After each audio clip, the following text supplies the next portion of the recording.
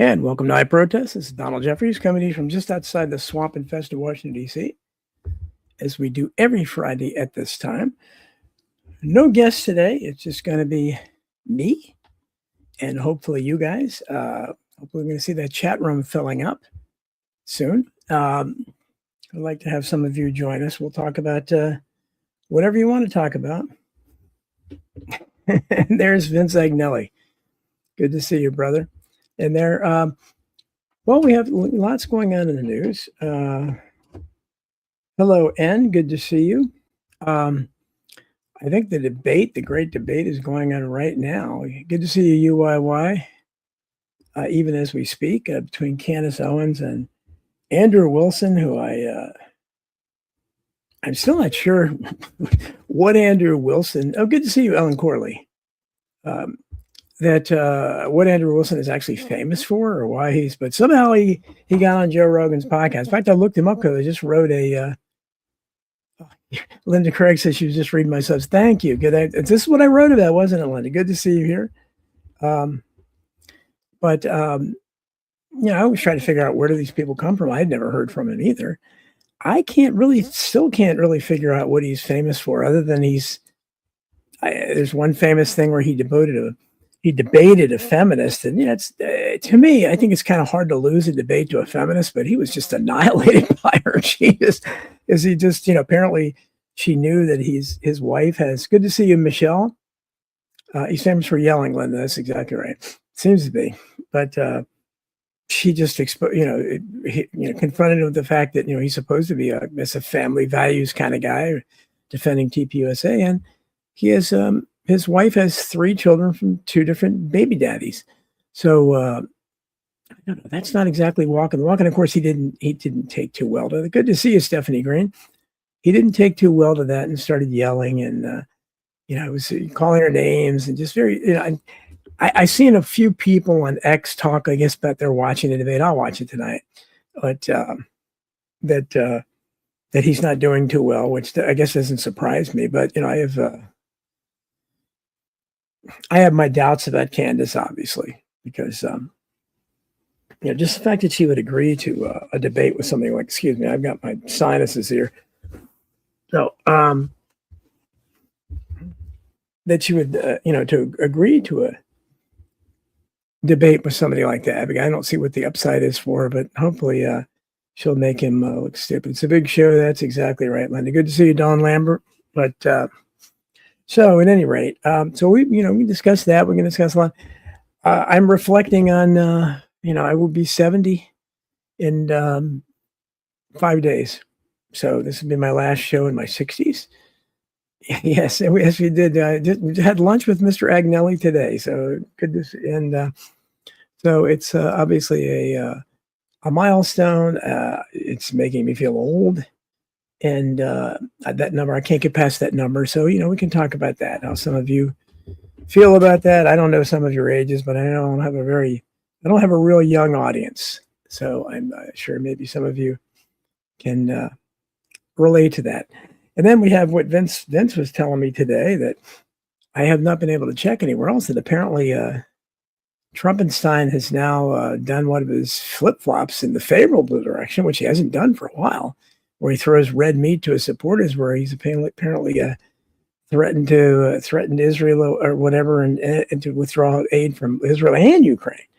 Now, I don't know. Maybe some of you know more about that too. Vince knew about it, so we can talk about anything that you guys want to talk about. But that's the template, and people, if you can, Linda Craig already has.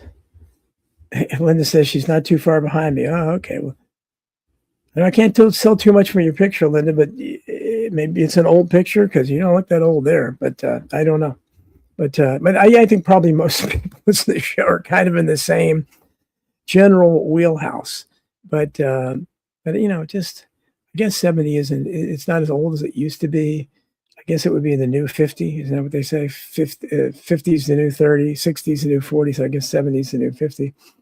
So, but it's still that number is wow. Okay, well I can't say that. That's great, Linda. You're holding up well, it looks like. But from what I can see. But at any rate, so and I talked to my Substack, which Linda has read. Hopefully, the rest of you will read it too. And I would hope everybody listening to the show is a subscriber to my Substack, DonaldJeffries.substack.com. I protest the same as this podcast because I'm always protesting something. But the Substack today was about that debate, and I incorporated into that with Don Lambert says I'm most old as her, 73. Yeah, well, I'm getting there. but any rate, so I talked a lot about Tucker Carlson's interview with Hunter Biden, which is finally, maybe not woke me up, but I mean, again, I tell people all the time I agree with 99% of what Tucker says. I'm aware of his background, and I know that I don't necessarily trust any of these people. Same thing with Candace Owens, who I don't agree with quite as much, but I think she's done good work on the Charlie Kirk case. But, this Hunter Biden thing kind of, because I watched some of the interview with Tucker, and it wasn't as bad as the Candace Owens ones. He did do a little bit more than Candace did. They actually talked about the laptop again for a little bit. But it's a good thing to know is that there is no laptop. According to Hunter Biden, there's no laptop. There never was a laptop. So apparently it was a hard drive or something. So that was just Rudy Giuliani and some Russian asset, apparently, that was Russian disinformation. Again, Tucker just kind of sat there, and this is his friend. They're kind of like, not frat brothers, but they're kind of like that. They're both members of the upper crust. So it's I don't know why he would do an interview like this. Just like I don't know why Candace Owens did. I think these are humiliation rituals, maybe, that they make them do to maybe let people like me know that, no, you can't count on us either. People that are willing to give them more of a doubt. Thank you, Don. Yesterday was my dog's birthday, by the way, Riley, I think. So she turned 14. So she's older than us now. That's 90 something, 91 in adult years. So at any rate, so we're and I was gratified to hear from Deborah Wheeler, who I have not heard from in a long time. I hope she would show up in the chat. She's not here, but she sent a nice birthday card to me and to Riley. Doesn't forget Riley. So that's the. I'm just looking at the chat. Good to see you guys here. So I'll probably open up the chat and put the link out there early to anybody that wants to come in. And this may be, I'm planning to, it just depends on what kind of participation I can get. I never know what I'm going to get in the chat. I don't, in this, I don't know if they're messing with the numbers, but my numbers are all over the place when I'm looking at this. Thank you, Chris. Where's Deborah? I don't know, Dawn, where she's been, but she sent me a birthday gift, which is very nice of her. So I was hoping she was okay. So she must be okay. Hopefully, maybe she's still listening to the show. She just decided for whatever reason not to be in the chat. I don't know.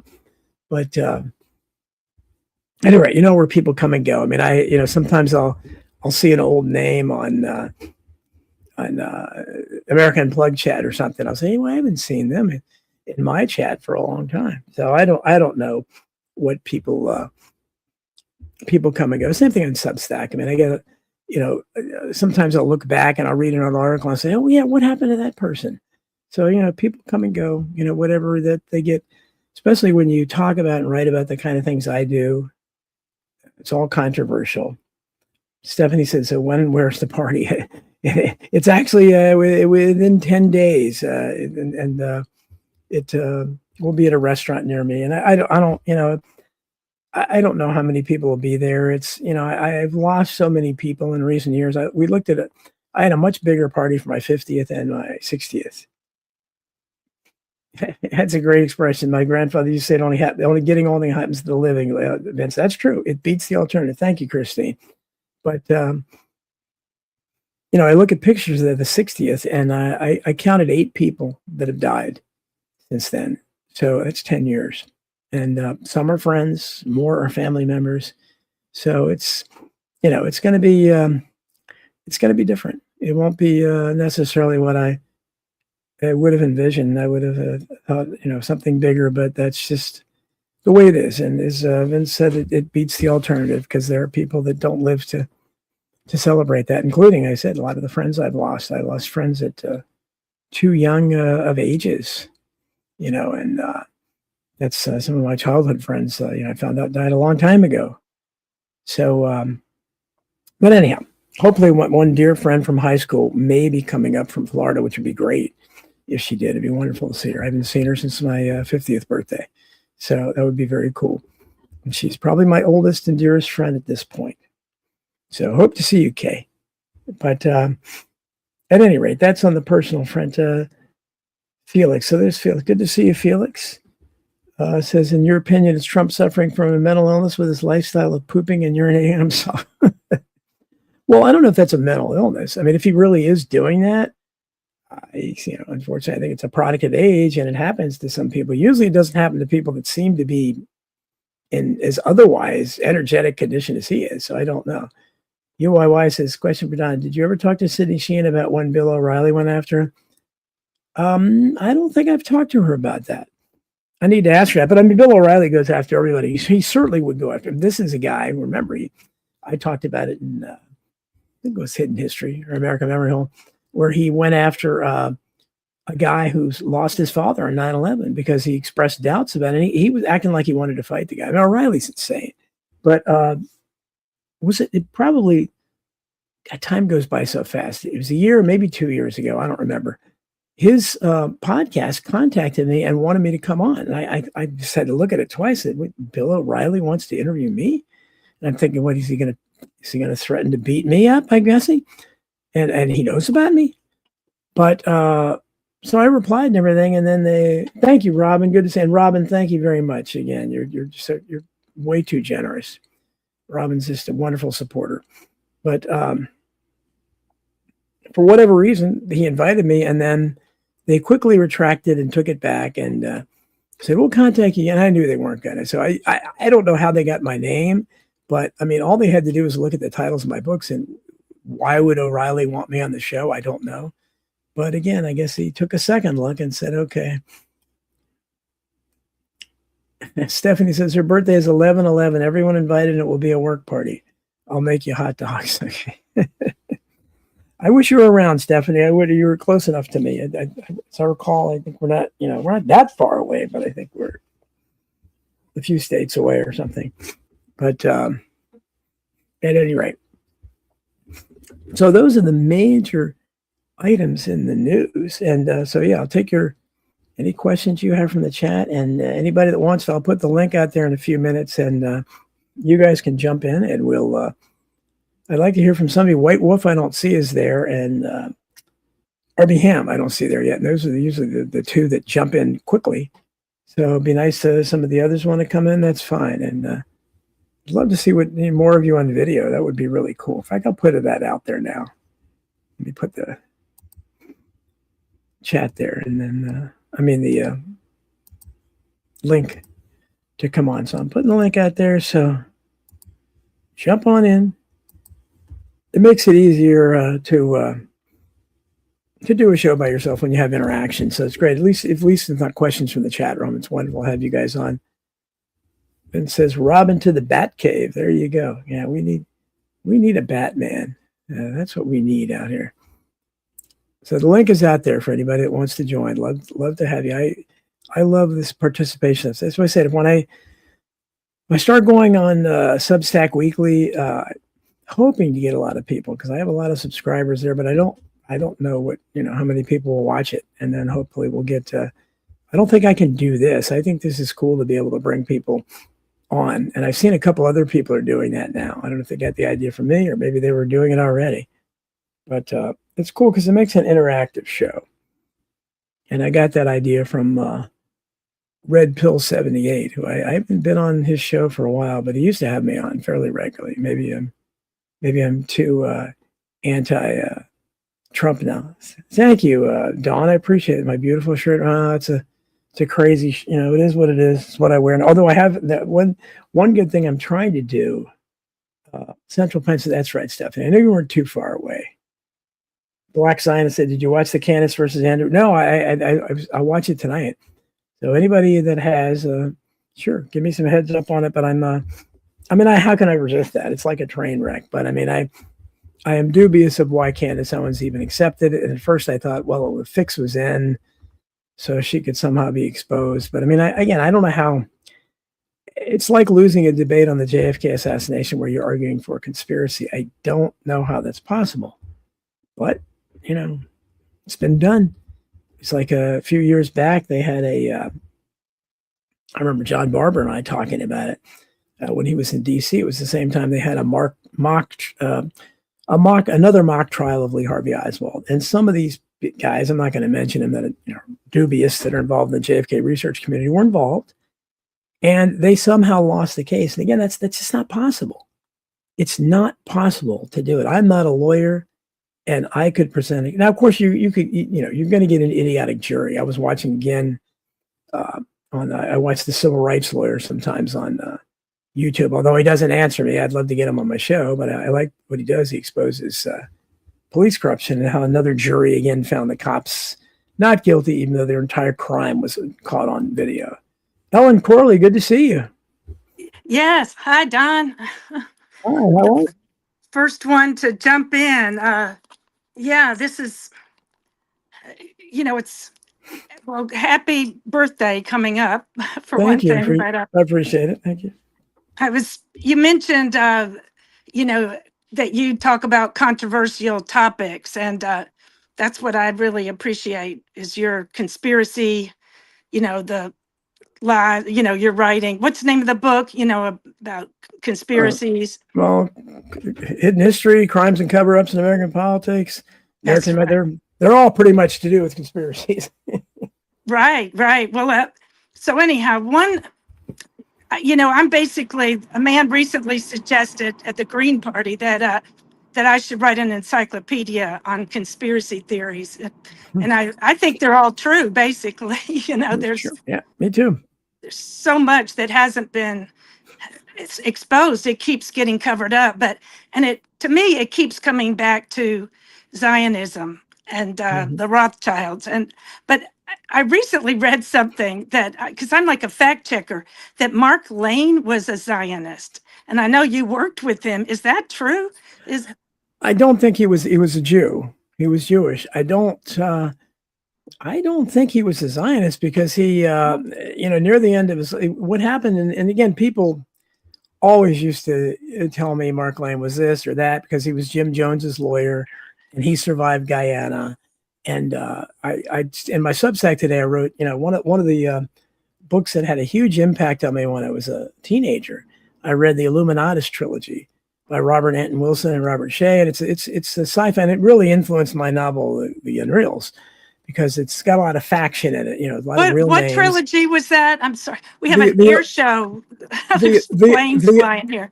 Mm-hmm. The Illuminatus trilogy, okay. And it's 3 parts, and I think it's the eye of the pyramid, the golden apple, and I can't remember what. But there's no. But anyhow, in one part of it, the authors name the 5 people that run the Illuminati, and Mark Lane was one of them. Now, why they picked him, I don't know, but it's ridiculous. But at any rate, that's so people are suspect of him, and I think they had a director of chaos or something. But I admired him as a civil libertarian. I admired obviously what he did for trying to expose the truth about the JFK assassination. Later in life, he became affiliated with Liberty Lobby, which is a far right-wing, supposedly anti-Semitic organization, and he became their official attorney.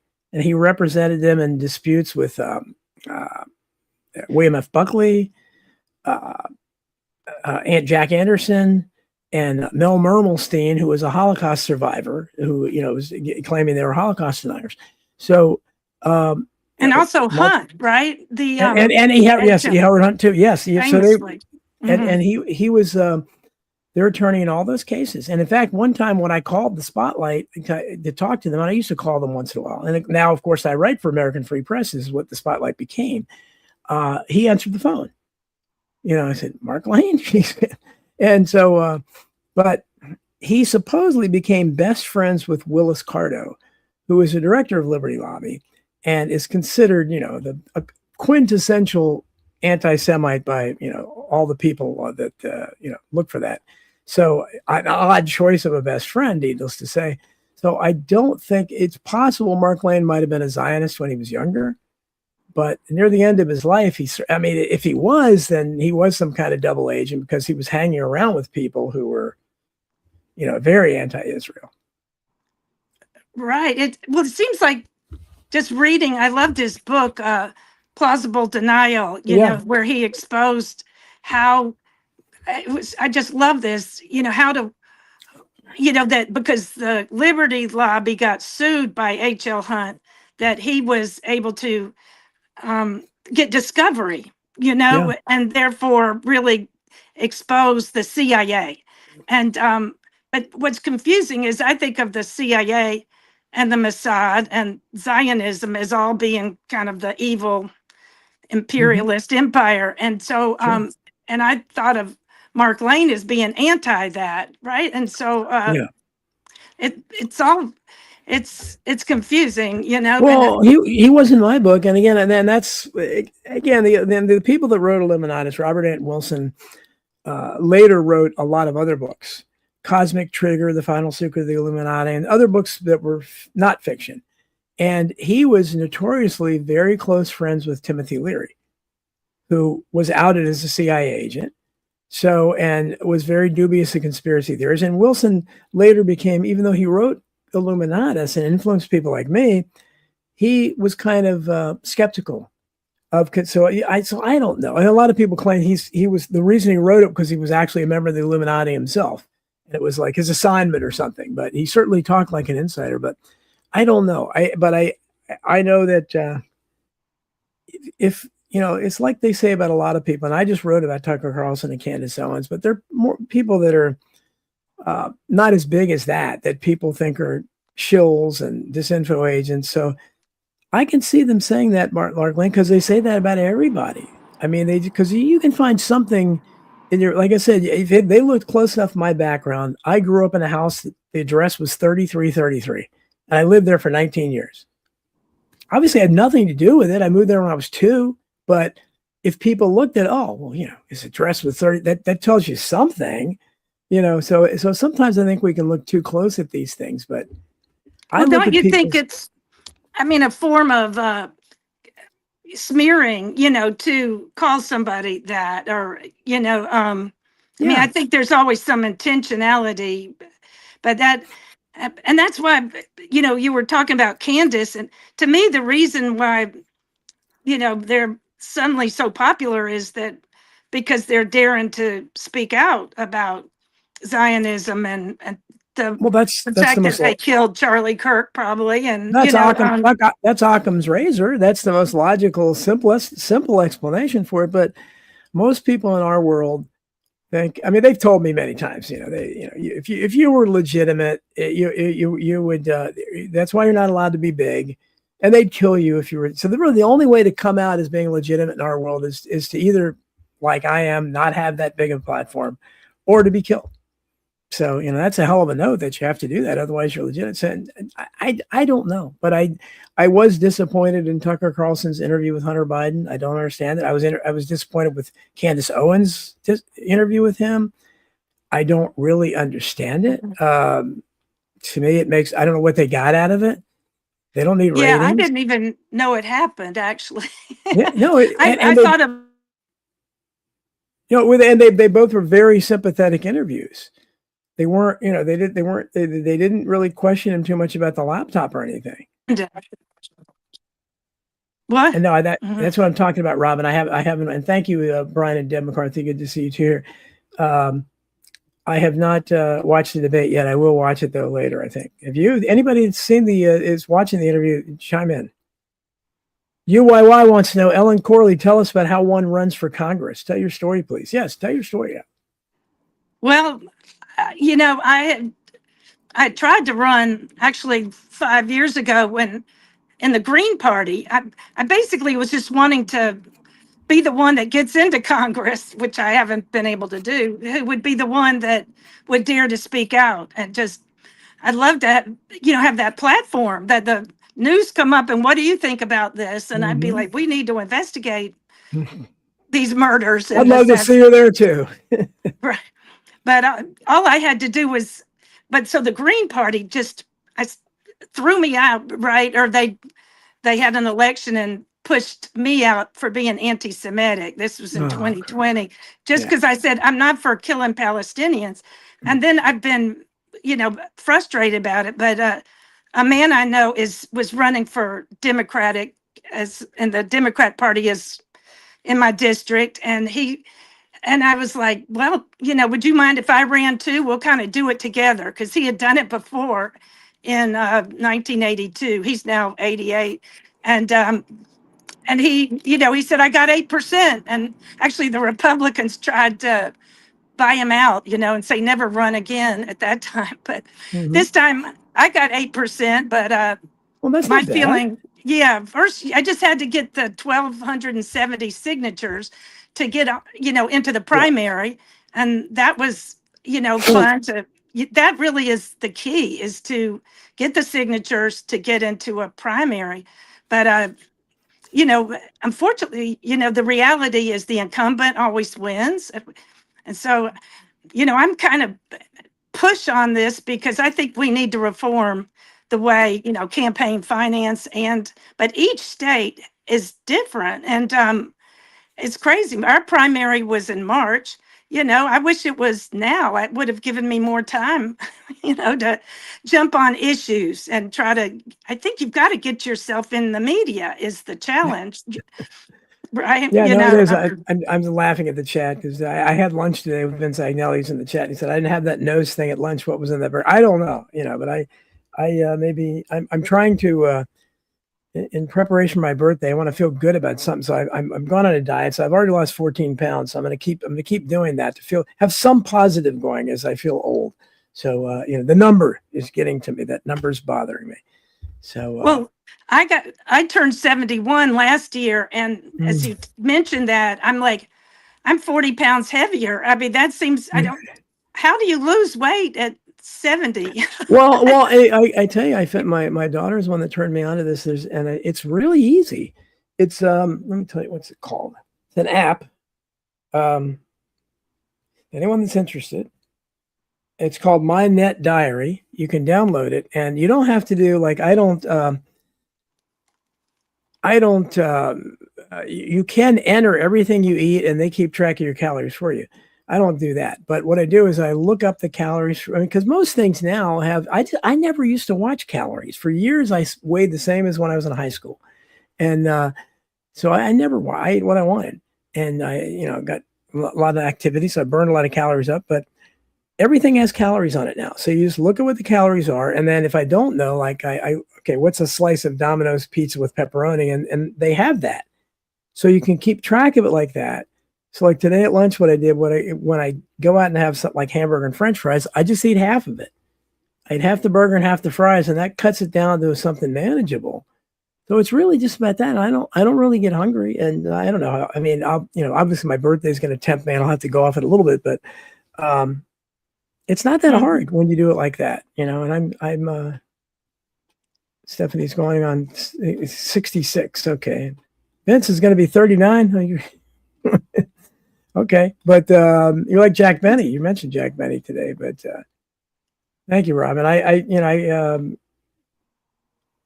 Brian says the government loves these apps. They will lock you down with the. Well, maybe I hope the government's going to lock me down over the weight loss app. Maybe so. I don't know. I've got a bunch of apps on there, and I've started using them. So I'm on every list there is, anyhow. So I have been for a long time. So what difference does it make? Yeah, I think fighting. I recently, my credit cards were used weirdly. So they said, we think it's fraud. Let's just cancel it and give you another one. And so I'm now on number 4, but what makes it hard is the internet and all the Amazon and supporting people like you or something, you can't really tell what these little charges are, but I don't know. Like I think somehow we've got to figure out how to. Social media is not a good replacement for media. Maybe it should somehow be more regulated or something, right? Well, the problem with that is that who's going to regulate it, and is it because what the government's been upset at the internet. So and it's ironic. I don't know if that story's true or not, that they came out of the Pentagon. They want us to think how ironic, but regardless, when the internet, I think, was the most fantastic invention ever. When it came out, I was just like overjoyed. Well, I can find anything, and for years, I said they can't do anything about it, because anything they do, some teenager in Japan will invent a hack and get around it quickly, and they know that. But I never counted on the social media platforms getting so big and then them using that to cancel us, where we became dependent on that. And so they could cancel Alex Jones and all the smaller people, and people had to be censor themselves. So that's what they do. And I didn't. Thank you, Wawa. I appreciate that. Tomorrow's Assumption of Mary. Happy birthday. Well, my birthday's the 19th, but thank you very much. Stephanie lost 180 pounds in 1.5 years eating just protein. Wow. Fantastic. You make my 14 pounds look like nothing. But anyhow, what was I saying? So yeah, so they they would like nothing more than to they can't stand the fact that they really hate the fact that these things, something like this exists, podcasts, where some average unwashed masses, some common riffraff can get on, and with a webcam and a microphone can have some kind of talk show, can get some kind of audience, and people can chime in, and there's a chat room and everything. It's interactive. They hate that, and they hate Substack and blogs like that. They hate the fact that anybody can get out there and put their thoughts out there, their observations, their conclusions, and influence people without the talking heads, interpreting in it and saying, no, that's crazy. They hate that. And so what they've done to people like me, they limit my influence because of the shadow ban. So they limit my numbers. My account on Twitter was hacked again this week, or they took it away briefly, and I had to take down a post. It's the only way I was going to get it back. And then somebody accused me of being a shill for taking my post down. So I was like, what was I supposed to do? Not have an account again? And there's no way to fight it. So that's what they've done. So there is, but if they ever get to the point where they can regulate it, then you're going to have none of this at all. You won't have anybody close to me with any kind of podcast, because they'll regulate it. And that's anti-Semitic, you're racist, you're conspiracy theories. But that, because you can't have that that should be regulated, shouldn't? I mean, that I think the problem started in like 1980 with William Casey saying, I'm going to, he stole the promised software, which, became these other, and he said it's going to be total information awareness, or now terrorist information awareness.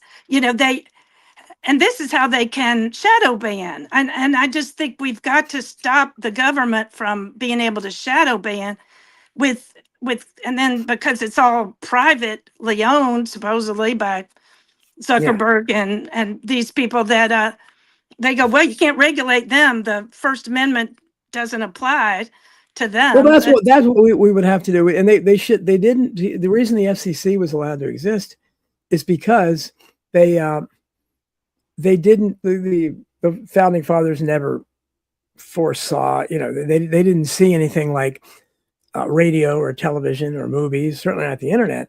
So when they talked about freedom of speech, obviously they didn't specify that. So when it came up, radio, they just bypassed that, because, well, it doesn't say anything about that.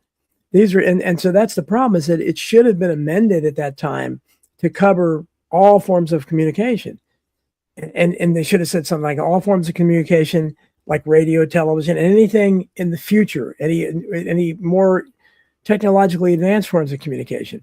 They never did, and so the First Amendment in their minds doesn't apply to any of this. And it wouldn't. If they had an FCC, we would not be able to have this conversation if the FCC existed on the internet. Well, Well, but that's where I've Oh, always said I think it's the opposite, that we need a fairness doctrine. That's where I love John Barber's movie, you know, the second second assassination assassination. of Yeah, yeah. John F. John, Kennedy, the right, American media. But it, right, and he really, it should be taught. In Georgia, I used to be a teacher, and you had to teach mass media, and I'm like, that would have helped so many teachers teach mass media by putting it in context of, how the media didn't allow Jim Garrison to right. speak, and but he said it was the last time that Jim Garrison, was, I don't know, he brought on to Johnny Carson, and he Yes. said the CIA did not, did assassinated Kennedy, and John Barber and his amazing humor, was Oh, it, I really, really miss him. Can't believe he's gone. But he's 93, so he lived a good life. But yes, they had the NBC was forced to give Garrison a half an hour to respond because of the fairness doctrine. So I mean that is important, I think, for television and those because nothing gets on because all the inroads we've made in the world in terms of conspiracy theories and open-mindedness, it's nowhere. The closest you got to it was when Tucker had a show on Fox, and he started increasingly opening it up to that for the most part. But he wasn't critical at all of Israel on that show. It wasn't until he got off Fox then he started doing it. So, but that's as close as you get. Fox News now is nothing. You can't. They may talk about Ilhan Omar or something marrying her brother. I mean, that's as far as they go. It's the same thing people talked about Bill O'Reilly earlier. The kind of stuff he talked about when Bill Clinton was president. I remember I watched it a couple of times and I was just amazed thinking, there's so many Clinton scandals out there. What he did at Waco and Whitewater and the cattle shares and Filegate and all the body count. He would never touch any of that. Nothing. Instead, he would, I don't know what he would talk about Clinton, protesting the Vietnam War or some stupid stuff like that. He would, Well, isn't that, I mean, that's the problem. I also with William Casey and the right wing, CIA influence, Justice Department, is that, Fox News was able to come in. His idea, William Casey's, was they got rid of, they said, now that we have cable, we don't need a fairness doctrine or an FCC. We've got all the freedom you could possibly need, which is crazy. I mean, because if you look at cable, is talk about no news there, but except for Fox News, it's still on cable, right? But yeah, and I think the key to me was, when I was following the pandemic or the plandemic, when Tucker came out at what he said that he wasn't vaccinated, that was kind of his kiss of death, I think, right? But I think it's the connection between the deep state and the vaccine as biological warfare that they won't let you talk about it, and that's such a censorship violation of free speech, right? And that, I yeah. think that's the topic that it's the free press. I am so confused about, was the free press the same one that Barry Weiss, was that free press, that the same one you're with, or there's different free No. presses all over the place, No, right? Barry Weiss was never. She would. I mean, you kidding? God, there's so many anti-Israel articles. No, mine is the American Free Press, which was the Okay. spotlight. I don't know what free press. I mean, they've had the L.A. Free Press, but I don't. I think what's his name? Hustler magazine guy, Larry Flint. I think he had something, the free press, some kind of free press back in the day. But now the American Free Press is what the spotlight became after the ADL, the Anti-Defamation League, drove it out of business, drove it into bankruptcy. And so they reemerged as that. And again, they'd like to and they're still really, they're the largest and really the only independent newspaper out there where they would publish something by me. And, I write something for every one of their issues. And, that has, I mean, they reprint stuff by Pat Buchanan and Ron Paul, people like that too. But there's no other newspaper doing that. And that's because even though there is no FCC for newspapers, it has always operated that way, pretty much. I mean, it's just, I mean, during my lifetime, the New York Times and the Washington Post, I mean, these were the worst newspapers in the world for the military-industrial complex, and especially on the JFK assassination. I mean, they lied repeatedly.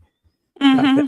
When I was a teenager, I thought I want to be like Woodward and Bernstein. I wanted to be a reporter, maybe, and I thought they were the good guys. And then when I joined Mark Lane's group as a volunteer, Citizens Committee of Inquiry, I started seeing, well, these guys, they're not interested at all in the JFK assassination. That's a much bigger issue than Watergate. They had no interest. And then I started learning about Dan Rather's past as a Dallas correspondent in 1963 and how he got his start there, lying about the JFK assassination. I thought it really opened my eyes, because I thought the liberals were the good guys, a card-carrying member of the ACLU, and it's still. I mean, I never really liked the right, but I drifted over there on a lot of things because the left was just so, and the left is still so bad. It's just that with the Israel thing now, the left has, for whatever reason, they've collectively really become anti-Zionist. I don't know why. It doesn't fit them with anything else they do, but so, okay, I'll align with him on that. And the Republicans have just all become shills for Israel, and everyone. I mean, they just merged our together in their NDAA. Well, that seems to be the pattern and practice of the psychological operation, is to either, no matter what, we can't get out of war. Right. That's what it is. That's what it is. And they just, right. The Democrats, and they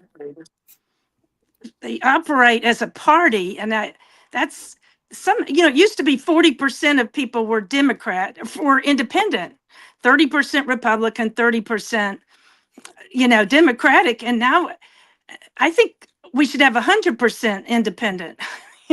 I think the ability to manipulate public opinion, with this undue influence that always works against Americans and our independence, that's an existential problem. Right? No, it is.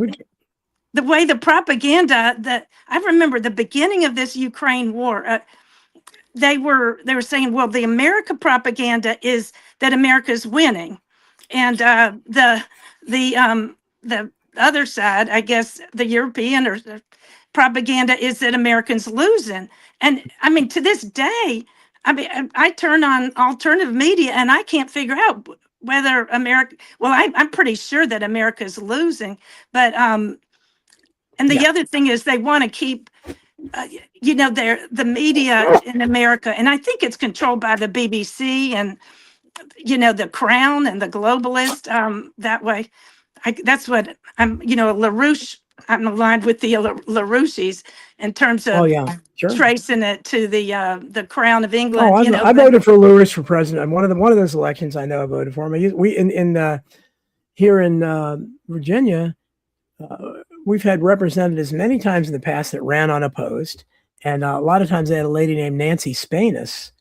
Who she would always be the only candidate. I voted for her many times because she was the only opposition. I was like, okay, she's not an incumbent, so I have to support her. Oh wow, I didn't realize she'd run so many times. If you look at our truthactionproject.org, last Tuesday, I call him my LaRouche handler. He doesn't like it, but Ron Bettig, we featured him, and it was great because the issue was, who was Lyndon LaRouche, and my Chuck Fall, who is a liberal, green, actually he's a green libertarian, but he had always had the impression that LaRouche was a fascist, and it was really good for Ron to be able to just answer questions about, who exactly was he, because that otherwise we are, I think if there's so much, public relations is used to smear the opposition. Well, remember when before they changed the rules about the fairness doctrine, LaRouche used to have a half an hour or an hour that he got on network television that he paid for. and he would come on, and it was, I mean, yeah, I didn't agree with it. I didn't understand some of this stuff, but because he tended to really point the finger at the British royal family in England, and I think he liked FDR, which I can't stand FDR, but I've written a lot about that. But nobody's perfect, and you don't get that. He was very interesting at any rate, and his headquarters were near me in Sterling, not that far from me in Sterling, Virginia. And I remember I used to have a one of my contacts when I was working at the hospital, inside the hospital, then was a right-wing pharmacist who he turned me on to right-wing politics because I found out about the spotlight from him, and I told him about the JFK assassination. So he used to bring me so many. Before the internet, they had newsletters. So he would give me Don Bell reports and the Duck Book and all these things that were out there back then that I couldn't afford. But he had unlimited funds. But he lived in Sterling, I think, and he told me, Don, I thought World War III started today. He said he could not believe the show of force they took out when they raided LaRouche's headquarters. And again, what? Yeah. You could say LaRouche was wrong. He wasn't dangerous. Again, the idea that ideas are dangerous, that's what we have to get away from. No idea is dangerous. That's thought crime. You can't have thought crime, but that's exactly what they want. And very few people, I remember like saying that was ridiculous back then. Everybody just looked at me because most people thought LaRouche was crazy. So he deserved to have a raid. It's like, that's not the way it works, but that's right. where we are. But, well, the raid, luckily, the LaRouche people, they used to have a big group in Chicago. And then the last two, Tony and Sue, they were moving, but they gave me a chance to go and get all of these back reports from LaRouche. And like the night they came to kill me, and it is the best. It's like you in terms of exposing the conspiracy, Michael Ledeen and, we have a woman in our truth group who's like, well, why didn't they talk about is Zionism and their role in not, killing Kennedy, and because her father had been killed by, she really had been researching it since 1963. The airplanes left Dallas and landed where she and her father were living in Mexico. And then her father got killed because he was, an inconvenient witness, potentially. So, but anyhow, I looked into it and they did expose a lot, the ADL and, those, they operate like a dirty, military Mossad kind of thing, actually, right? Well, that's why Israel's a dividing line on a lot of things, and you see it in. There are a lot of people like somebody like Naomi Wolf, who because I was kind of friends with her. I almost never talked to her, but I mean, she wrote the foreword to one of my books. But she would never talk to me now because there's no way we could come together on Zionism. She's become a really strong Zionist, and obviously I'm not. So that's a dividing line, even if we agreed on everything else. And you find that in a lot of them. Somebody like RFK Jr., who I believe has a gun held to his head. I think Rabbi Shmuley's his handler. I don't know what they have on him, but they have something. And because he doesn't, there's no way he believes what he's talking about. How about the Kennedy family history and with the fact he named Dennis Kucinich as his presidential campaign manager? Dennis Kucinich was one of the biggest critics in Congress of Israel. You think he didn't know that? So most people now, they all love to hate on RFK Jr. And of course, I'm a Kennedy fanboy. And I just, at this point, I don't know what he's doing. He looks like a lost lamb, but I can still support him because if he really made America healthy again, then okay, I'd put Israel aside for a minute because that would be a great thing, but he's not even allowed to do that. Well, that's what, and I am seeing, that he's, it's, you've got to find somebody, but here's my latest question in terms of, is this true or a conspiracy theory? I've been following Brendan O'Connell. I don't know if you watch him at all. I've heard of him. I've heard of him. He's very interesting. He's very knowledgeable, but he's really alerted he calls it Pax Silica, but it also touches on, this Section 219 of the National Defense Authorization Act, which, there's well, some people say, the LaRouche say that's merging the Yes. Israeli and the U.S. military. But Brendan O'Connell's theory is that, he's been so critical of Israel, but he thinks that maybe it's a way that there'll be oversight. The 219 is a way to give oversight over Israel. I find that kind of hard to believe. Yeah, hard to believe too. But I mean, that's almost a 4D chess kind of thing. I don't know. We should be when I say that, I feel for the Palestinians. I think they've been treated terribly, but I don't want to go get involved on their side. I want to disengage. I want to pull the plug, and all that will get better without our money. So we just stop funding it, and obviously stop funding Ukraine. Bring all that money home. There's so much we could do with it here, but they just don't want to do it.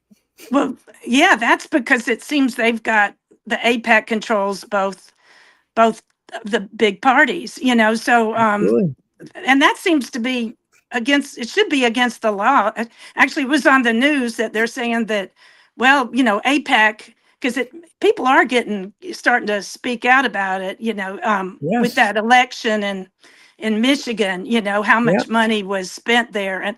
But they said only 60 million was spent. I thought 60 million was spent on that election alone. But the news, the way BBC or NPR they put on these people that are just downplay the threat of our country. But they say, well, AIPAC is not, there's nothing, they're not foreign. Well, they weren't they? They were part of the AIPAC. Of course. John F. Kennedy was going to investigate. Yes. Right? RFK tried to get them to register as a foreign lobby 6-7 different times while he's president. And that's the line now. AIPAC is in America. No, we know what AIPAC is. It doesn't matter where their headquarters are located. They exist as a foreign lobby for Israel. There's no question about it. And they should just lobby. But and so it's interfering in our elections by a foreign agent.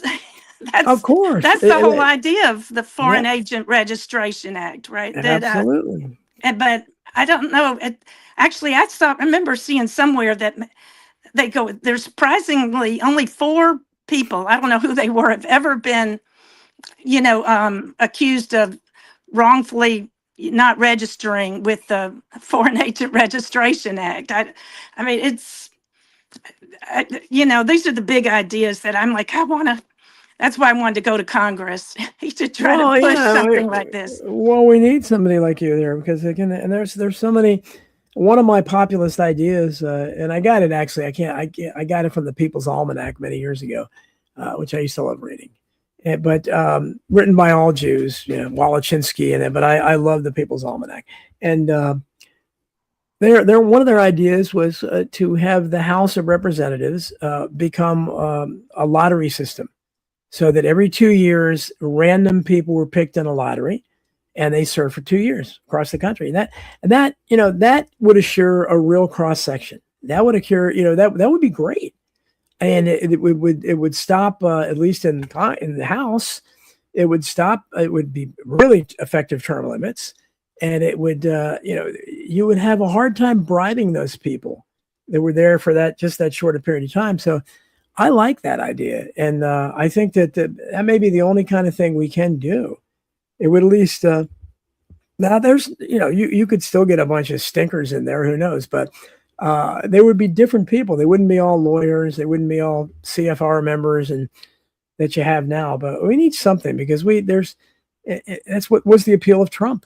Trump was talking about draining the swamp, and obviously his idea of draining the swamp wasn't what anybody that voted for him thought it was. And nothing has happened there, but that's why all this talk about, they've got all these Democrats and what's his name, Christopher Wray, and all these, who of course Trump appointed. I used to point that out during the first.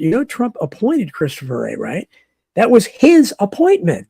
So what is he thinking when he does something like that?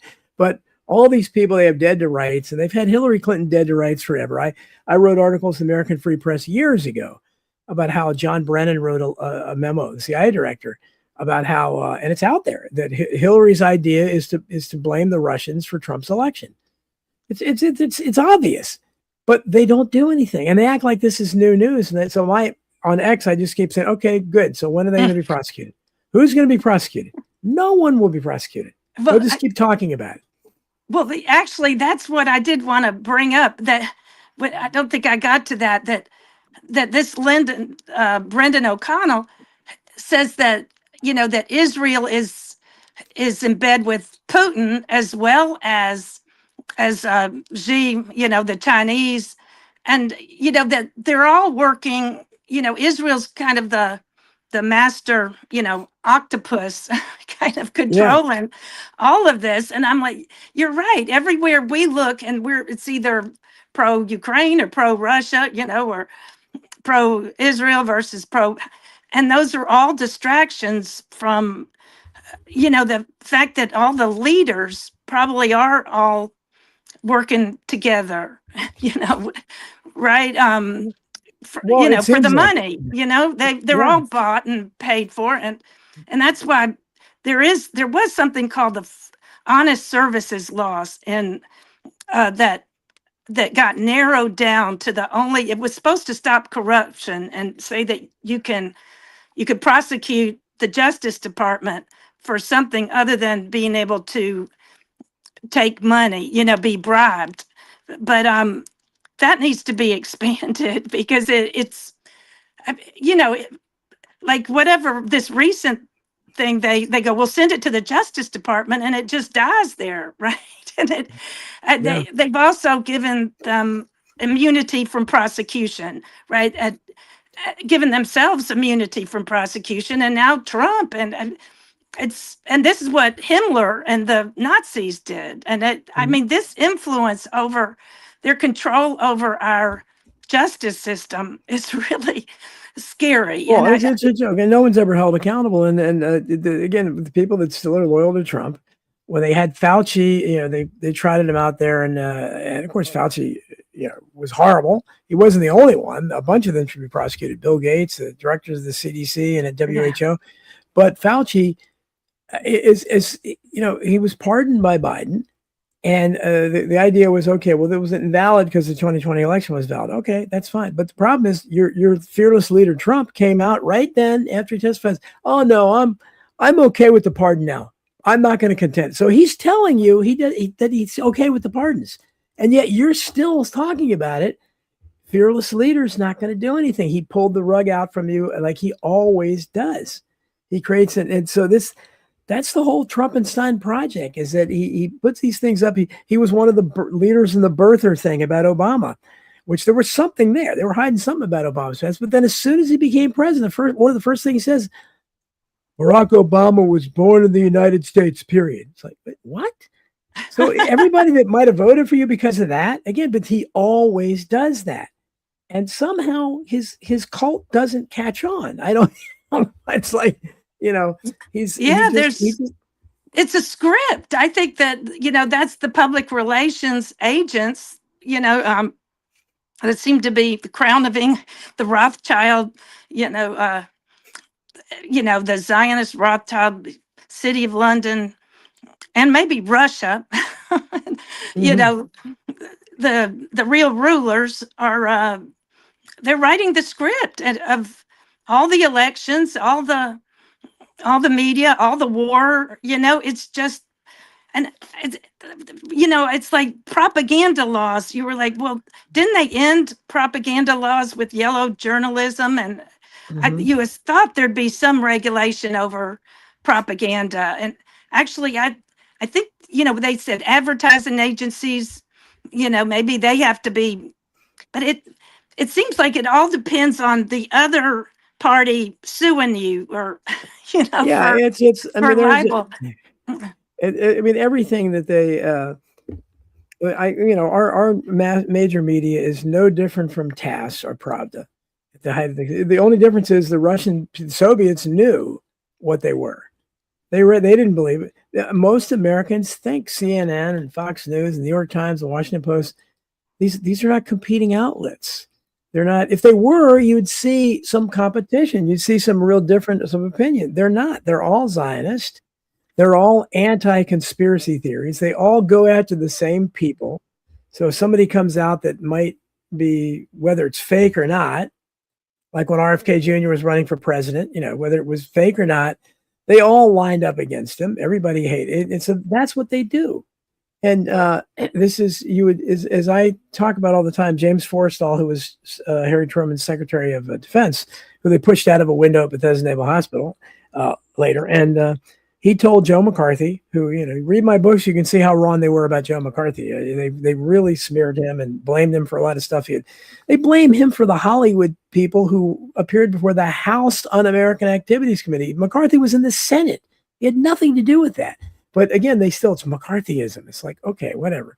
His name sounds better. But wasn't there a Senate component? Why was Roy Cohn and you mean? Roy Cohn was awful. He was infiltrated. I think he was the infiltrator on McCarthy's committee. But McCarthy was basically questioning the Army. He went after the Army because he thought there. And again, he didn't know he was doing that, but because he was naive. But as I've written in my book, the Cold War was completely phony. It always was. And so he was finding Soviet moles, which you probably could have found American moles over there. It was phony. They were orchestrating things. And that's when they went after him with a vitriol that you've never seen. And I think they later killed him after they killed Forrestal. But Forrestal told McCarthy at one time, if this wasn't a gigantic conspiracy, once in a while they'd make a mistake in our favor. And I use that over and over again. If this was random, you wouldn't see the same types of people constantly running for office, same getting elected, because there's a vacuum. People like you that are sitting there saying, well, I can offer something completely different here.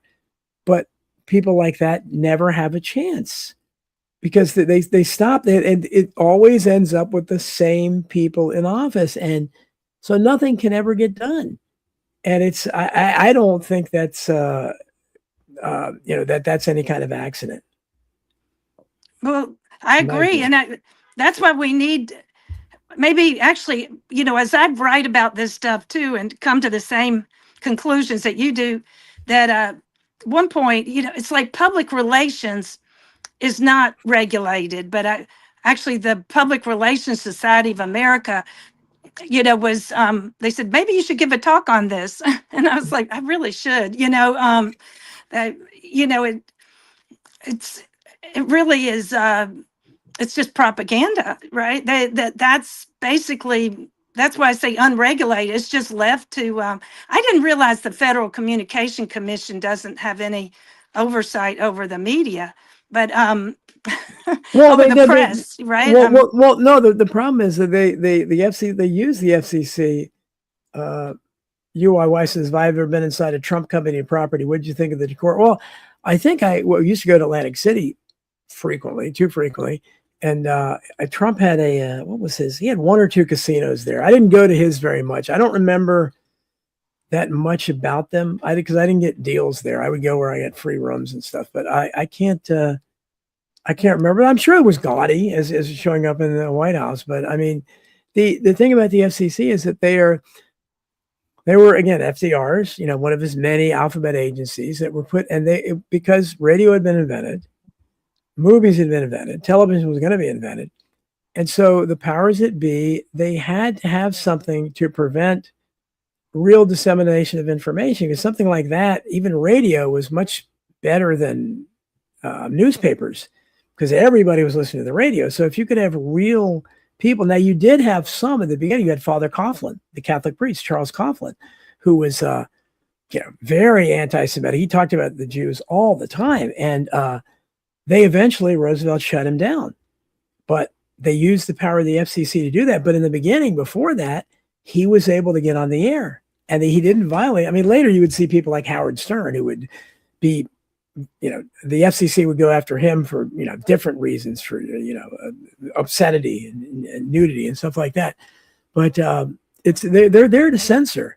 And that's the problem, is that when you open the door to that, then, you may not, I mean, there are lots of things I don't like, but that's, I'm a free speech purist, so I don't want to shut down anybody's free speech. And I Right. think I thought that, I'm sorry, I thought that, I didn't realize they were just going after individuals. I thought that they had the power to kind of, get rid of shadow banning, to stop well, I the wouldn't trust control them. over I the think media. I think they support shadow ban. I mean, I don't know Yeah, that well, I don't know that's, anybody. if you could get, I guess they've got 4 Democrats and 4 Republicans. So either way, somebody's going to lose or Well, nothing's going to get done. they all have something to protect, though, because the Democrats are going to be looking at anything racist or misogynist or anti-transgender, transphobic, and the right is going to be looking at anything anti-Semitic, anything's critical of Israel. So Right. neither side wants free speech because they don't want that.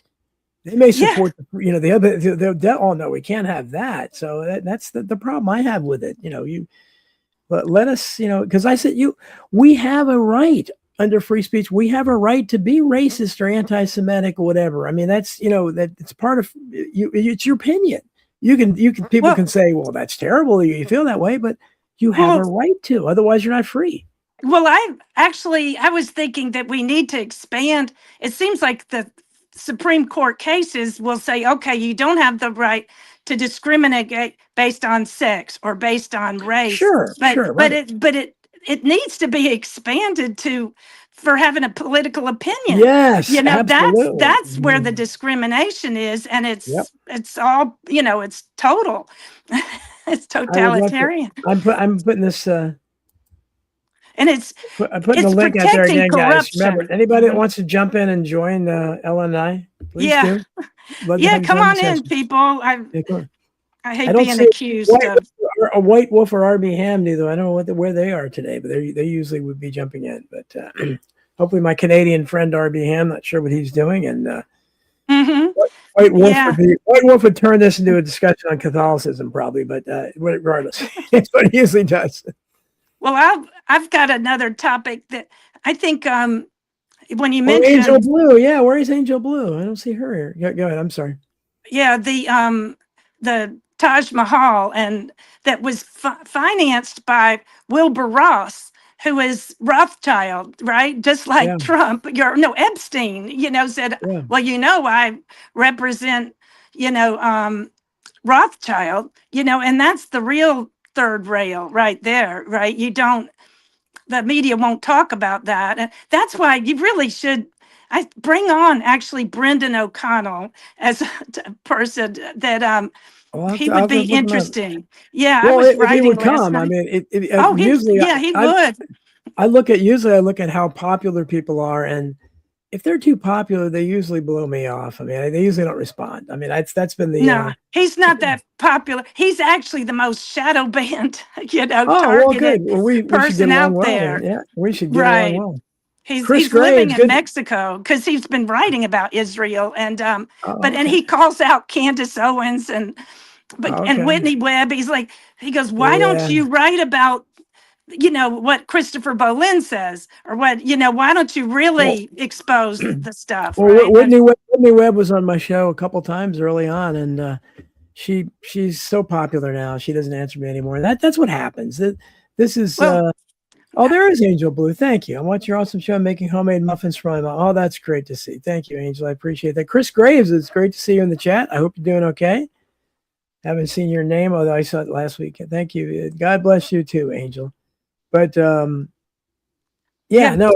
speaking of, actually, we got another person that I've made contact with is Johnny Vedmore, who is Whitney Webb's baby daddy or whatever. They had a child together, right? And I didn't know.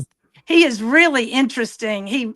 And I asked him, I said, I want to, why don't you and Whitney come on in, and I want to be like your godmothers. I love both of y'all, but right.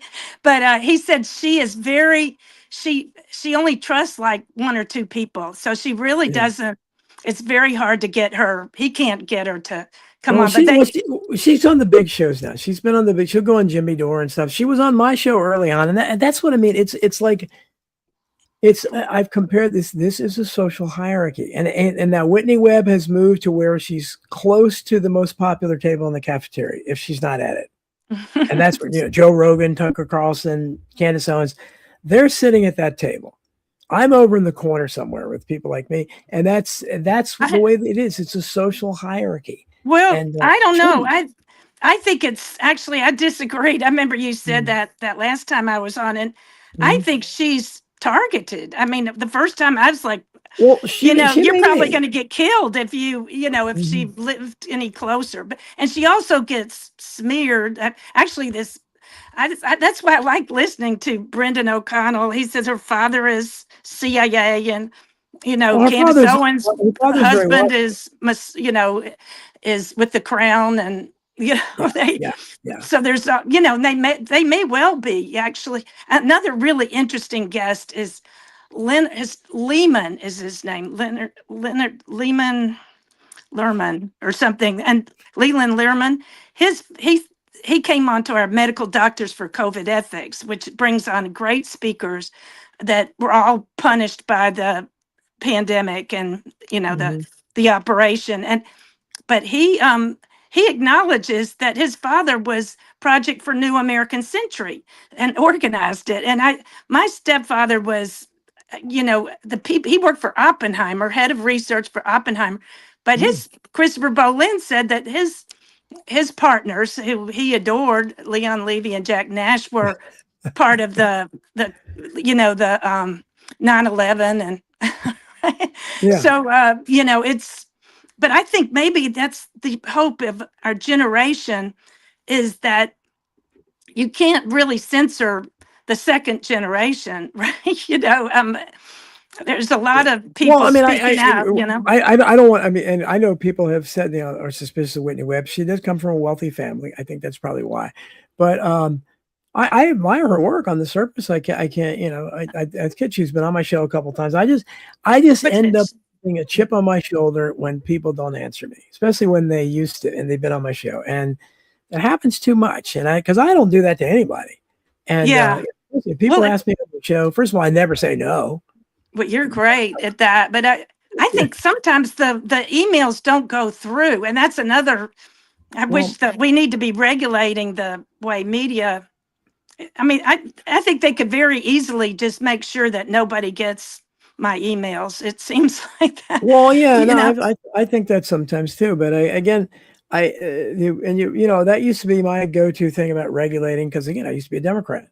But the problem is, both government and business are so bad that I don't know. You need an independent force, and that's the problem. Is we can have a people's regulation because we need people's oversight. We need people's oversight of police oversight committee in every community. That should be, but Hmm. and they kind of, I thought they used to have it, but they clearly have no power if they do. And we need oversight committees for Yeah, medical, for insurance, for really regulate law for yeah, lawyers, yeah, people's oversight right. in all of it, and we should have a people's oversight of Congress and that Yeah, kind of thing. But yeah. nobody at me thinks that. Well, they vote, and I know in Chicago it's a real case study for how corruption works. And Yes. I follow these men who were wrongfully convicted. They Well, you say must have maybe heard it. one You third. heard of Sherman Skolnick, right? The clean up the courts in Chicago. Yeah, He right, he right. was great. Yeah. What a hero. Yeah, but the city council here just voted, they voted to no oversight, no inspector general, no, Yeah. and one guy tried to stay down there and, act like an unpaid inspector general. I don't know if he's still around, but I mean, maybe that's what we need to do is Well, just, that's the problem. You have the city council voting to not have themselves have an oversight. I mean, of course they're going to say no. We don't. yeah. I don't know what the answer is, and that's the problem. Is that we have because people talk about it's constitutional republic, which it isn't anymore because he never has acted like that. But more people say it's democracy, which the founders didn't intend. But we're not a democracy either. I one of my Substacks a while back, I wrote and I read the definition. I wrote about the definitions of a republic, of a democracy, of a plutocracy, an oligarchy, and of course that's what we are. something like that. We're definitely not a republic or a democracy because the people have no power. We have no power. And Mm-hmm. there's nothing, the only way we can do anything, and I sound like a broken record, is we have a huge advantage in numbers. We outnumber them by hundreds of millions. We have to Yeah. use the numbers, and we just won't because we can't come together. We're distracted and divided over everything, and we can't come together in a common cause. Well, I think part of it is people say, "What the federal government is too corrupt, so forget them. Just act local. Think Right, global, right. act local." And I'm like, I think that's how they've rigged it. Is that we've got 50 neo-feudal operations, that are in, each one of them has their own set of constitution and their own laws, and each, I don't know how many at this stage, have conflated Zionism with anti-Semitism, anti-Zionism with Well, anti-Semitism. 38 states, I think, have voted to have some kind of thing on that, which is unbelievable.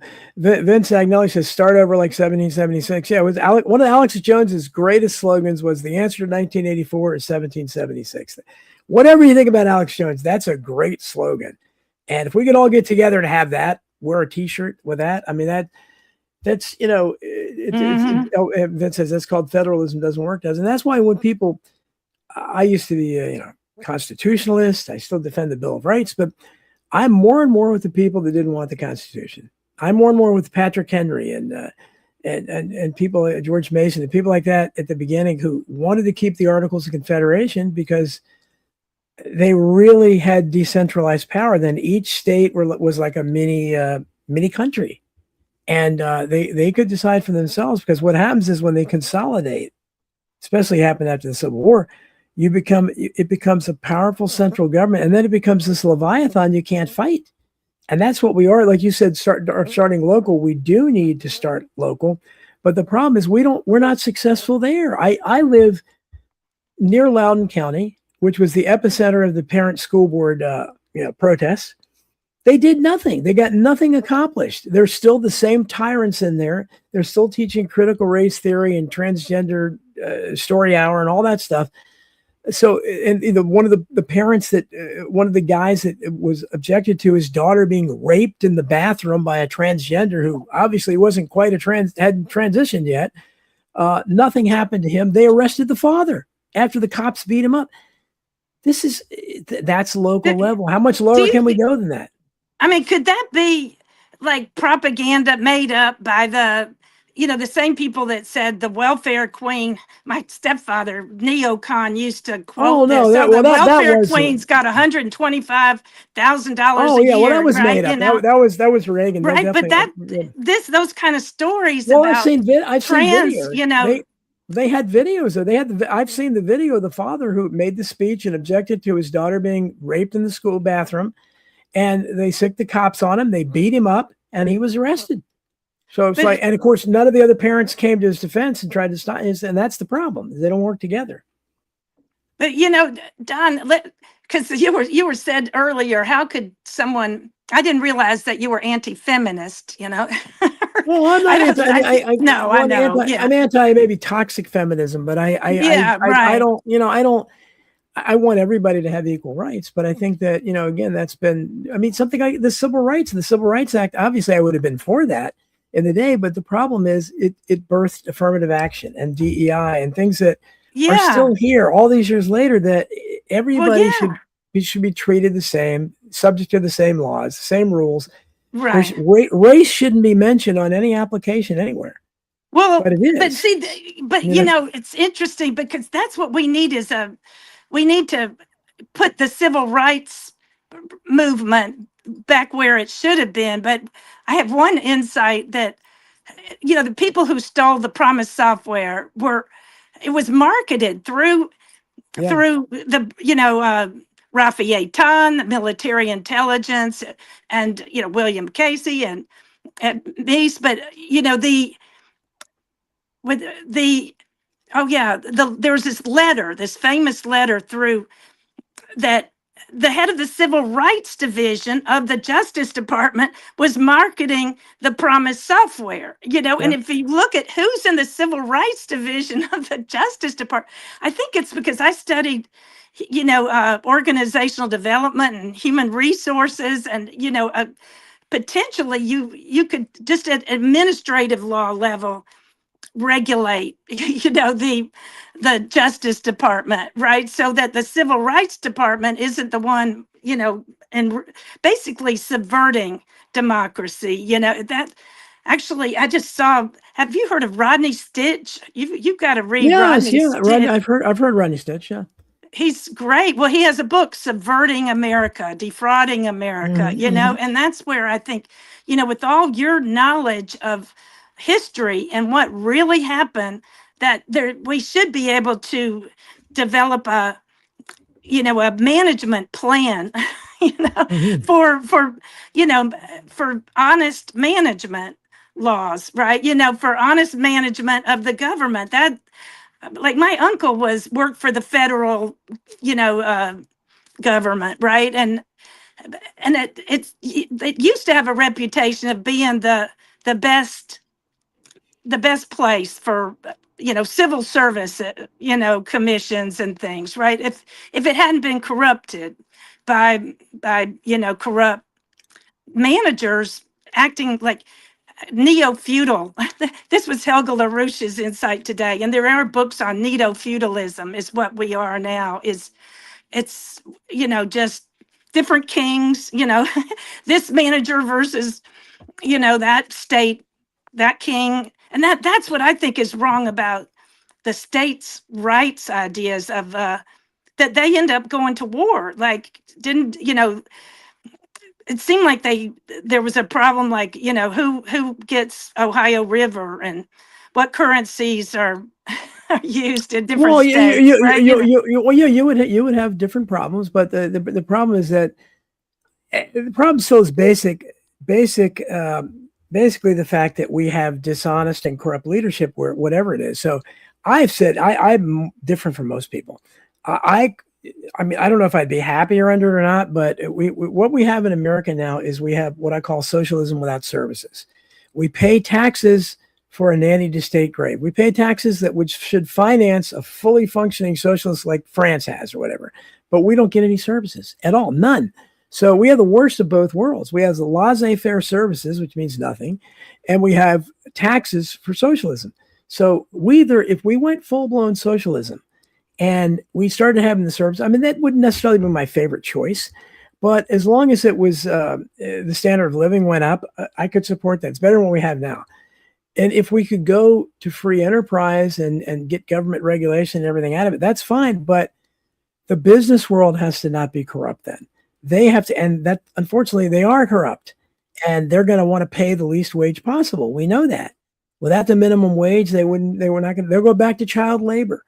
So we know that. So the problem is both sides are terrible. I don't know what the answer is. I really don't, because it's the wrong people are in charge, and they've always been in charge. That's the problem. And they just perpetuate themselves. So someone like Right, you has right. a chance to do this. So we get the wrong ideas constantly. Hmm. They, see, I call myself adult child of a Republican family, but Mhm. I was raised on my stepfather and Ayn Rand, and Yeah. right, and this, Oh, I and read them too. Yeah. right. Well, but I think they're wrong. Recently, I looked at the TV series, and Oh, me I too. mean, Yeah. it doesn't correspond with reality, right? This ideology of, individualism, and, that, Well, let's and just, that's what happens to the right. The individualism on steroids. So you get Ayn Rand. It's first of all, it's not.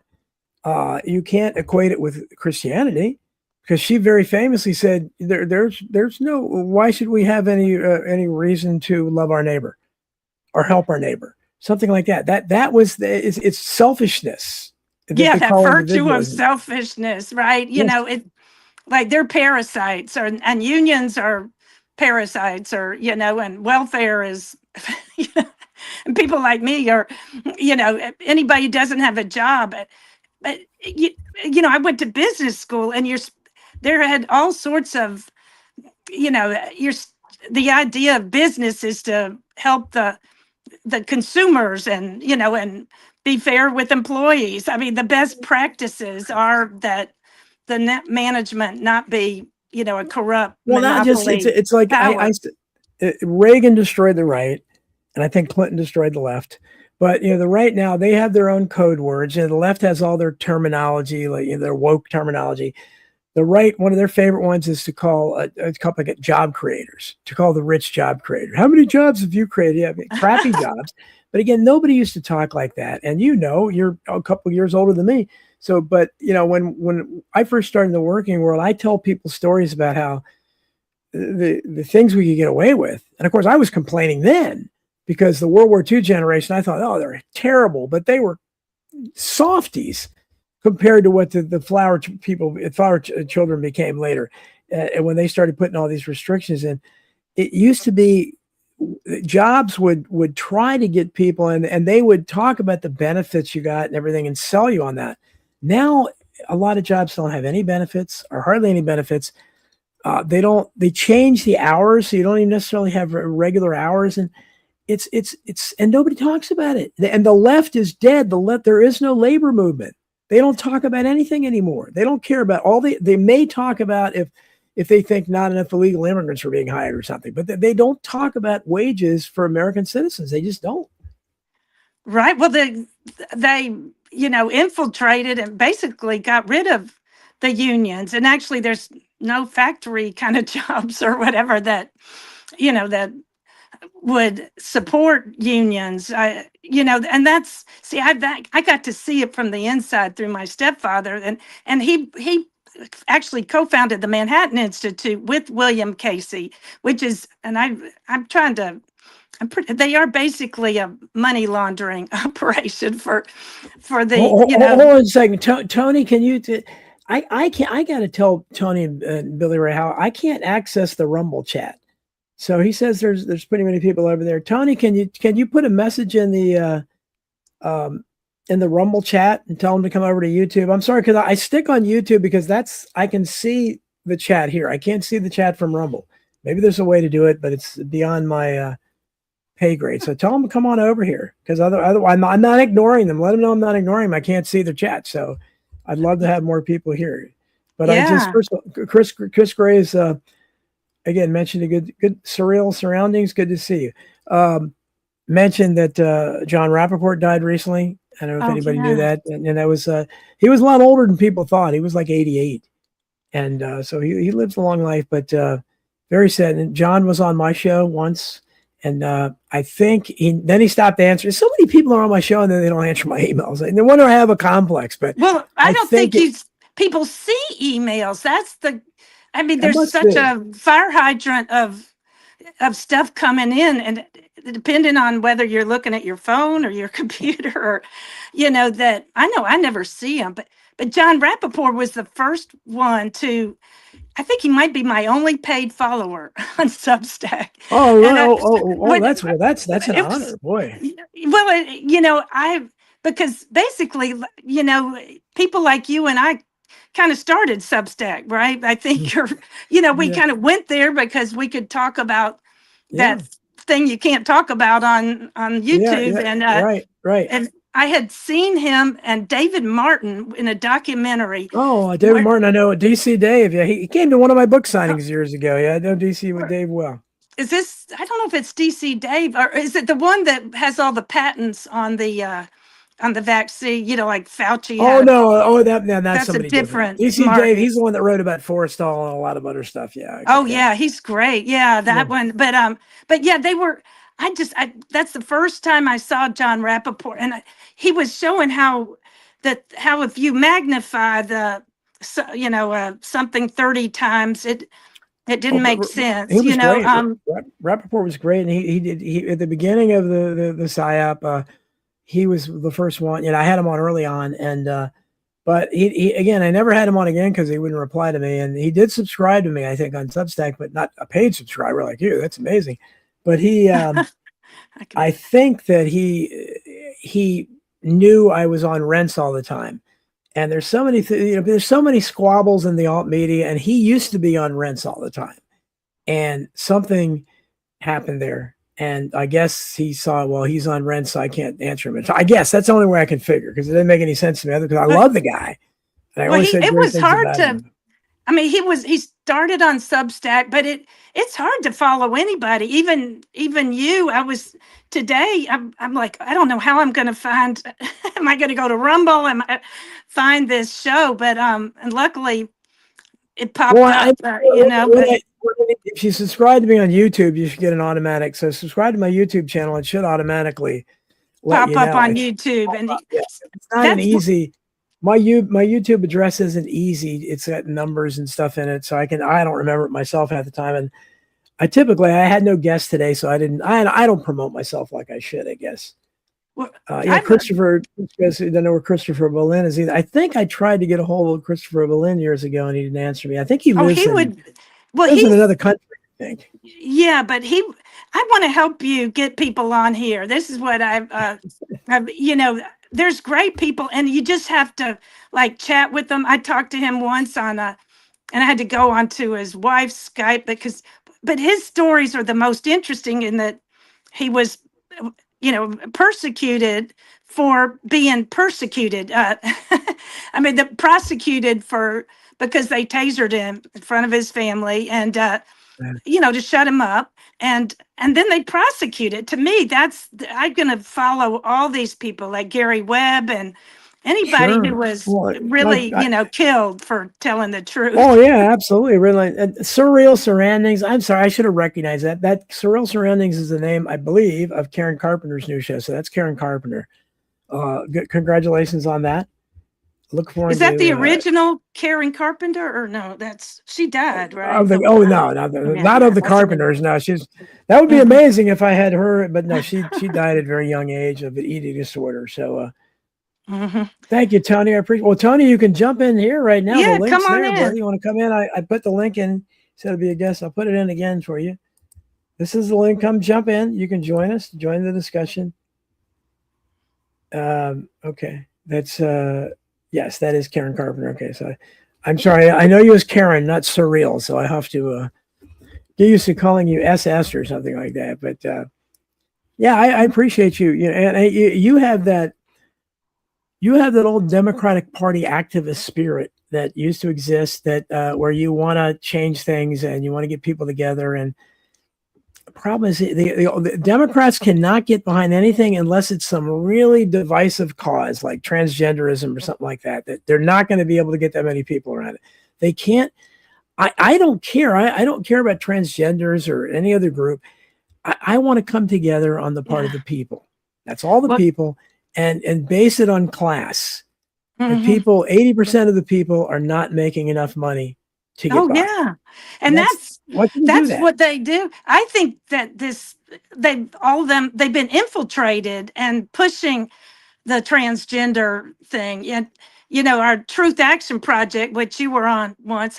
We need to get you back and Yeah, more, but sure. but they were started because Chuck Fall was thrown off of the Green Party for somehow the trans, and it doesn't matter what state you are, that they throw off normal people because they're not trans enough. And to me, they threw me off for being anti-Semitic. And actually, I went to the Green Party conference, was in Chicago last couple of weeks ago, and it was interesting because I could say that. And actually, I drove Jill Stein to the airport and really got to talk to her. And Oh, I was going to ask you if you met Jill Stein. So what's she like? oh, she's great. She's so nice. But she's being prosecuted for marching in Missouri at a University of St. Louis or something.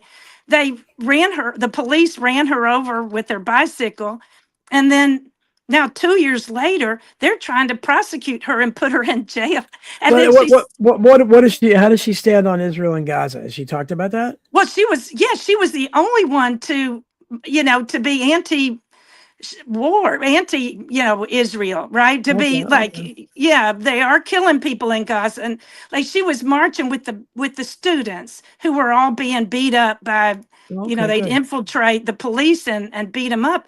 But the fact that she's being prosecuted and then I said, "Are you going to run for president?" She goes, I'm too overwhelmed with this case coming up. And to me, that's, the classic problem of, how Christopher Bolin was assaulted by Homeland Security, and then when he went to file a complaint, they said, we're going to put you in jail if you don't get out of Chicago, and, don't ever come back here. We'll put you in jail for being a victim, right? And that's, I would love to get Bolin on the show. I tried to. I think he lives in France or some other. He's married to, I think, a woman from another country. Sweden. Yeah, Sweden. He's Yeah, that's married what it to a is. beautiful Swedish woman. I've seen the pictures, and he.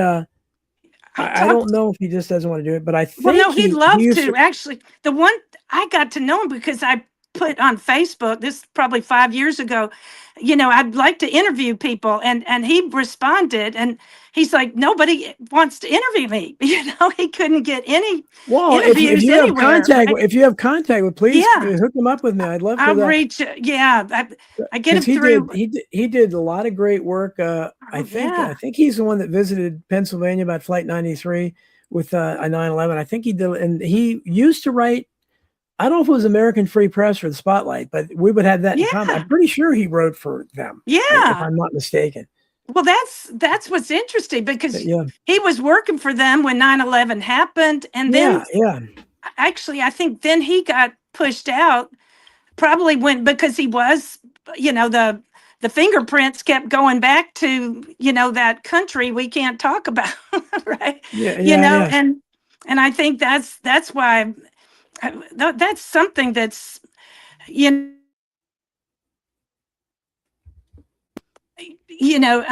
I think they fired him, to shut him up, right, about those kind of subjects, which I think there's some kind of list of all the people that were killed for talking about that country we're not allowed to talk about, and I keep thinking that's not right, but how can we have kind of a class action lawsuit for being wrongfully targeted? But if we had real representatives, they would have. I mean, there's I talk about the body counts in all my books. I mean, they've killed so many people. I mean, it's ridiculous how many, and it's obvious. How many people, when was the last one? God, it wasn't that long ago. Somebody said they weren't going to kill themselves, and then I can lose track of it, but that's happened many times where I'm never going to kill myself. And then, Danny Casolaro, right? Well, that was, sure. That was amazing. That's the one that I really work on with that Promise software. William Hamilton, wrote and said, "Send me all your incriminating information." And he sent me his. Did you have a connection? Was it you or somebody I had on that had a real connection to the Promise software? Was that you? Me? Yeah, probably. Okay, yeah, right. I wrote written about it. Mm-hmm. Yeah, I wrote it about it in Hidden History, and it's a fascinating. And it doesn't get talked about that much because Elliot Richardson became involved on the side of good for some reason. I'm not sure what happened there, but he was involved trying to help them out. Yeah, from the beginning. I have all the papers that he sent, and they got it into court. Wow. After Danny Casolaro died, this Jack Brooks in Congress held a hearing on it. Actually, it ended up here in Chicago with Sherman Skolnick, marching outside the citizens to clean up the courts. Yeah, and I think in the end, guess who? William Barr threw it out and just threw it up to the Office of Professional Responsibility. Trump's future Attorney General, the guy who hired Jeffrey Epstein as a math teacher without a degree. Chris Gray said he tried to get, but Chris tried to get so many people on my show. He tried to get Bolin on my show a few years back. And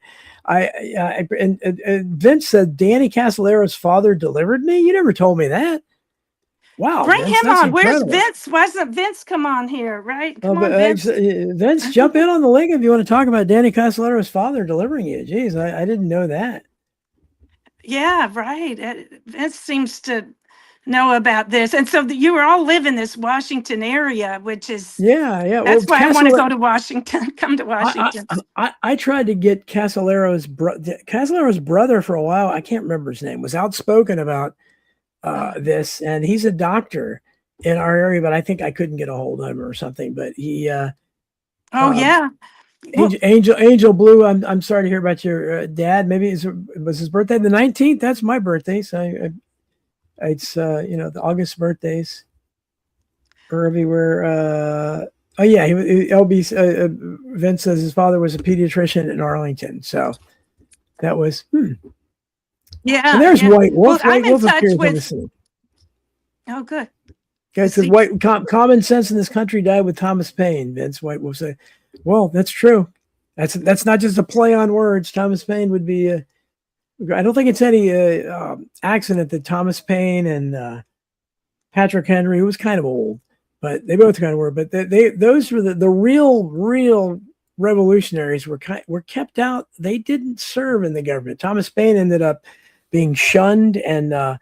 He wrote a very bitter poem to George Washington where he accused him of having a heart of steel, and he really was very upset. And he was pretty much banished. And Thomas Jefferson later got into political trouble by letting him come to the White House because he still revered him. And when Paine died, nobody knows where his body is. And there's supposedly the pieces of it here or there. Nobody knows where he's buried. It's very strange for such a famous historical figure. So he was definitely mistreated. Although we still there's White Wolf. We should make a movie about him. that about him. Because White Wolf says, okay, there it is. White Wolf, how you doing, brother? Yeah, hey. White Wolf, are you there? We see. Can you hear me, White Wolf? Before it said it was this. I don't know. You must be having trouble with his audio. Yeah, I don't know can if you can hear you. me or we can't hear you. We just heard him. I just heard can't White hear Wolf. me? Yeah, okay, now we can hear you. How you doing? Yeah. WW, how you doing? Okay. We can hear you.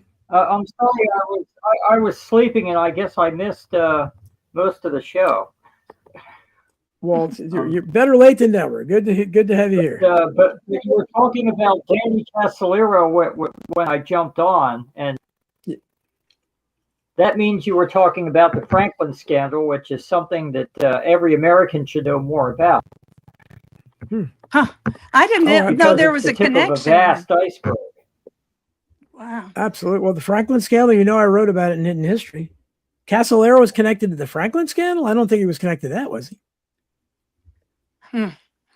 Yeah, he was the one who died in a hotel in oh Maryland. Yes, of course. Yeah, yes, he was. But but I don't think he was connected to the Franklin. Yeah, he was connected. He was closing in. He was closing in on some of the culprits of the Franklin scandal. And, I know he was investigating the octopus, which are all the bush areas. Oh, here's Tony. Oh, we got people coming in now. Tony Ty. Let me get Tony in here. Where's Tony?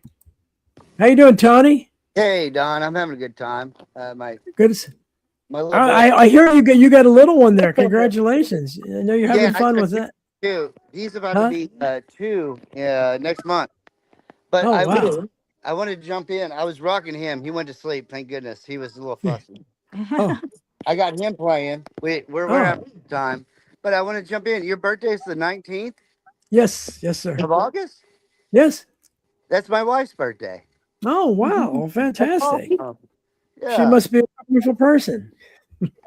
I do believe so. Yeah. Most beautiful person in the world to me, but that's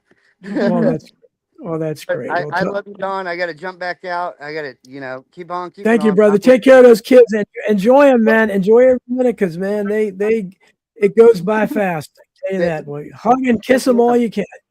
I got a daughter that's 10 years old.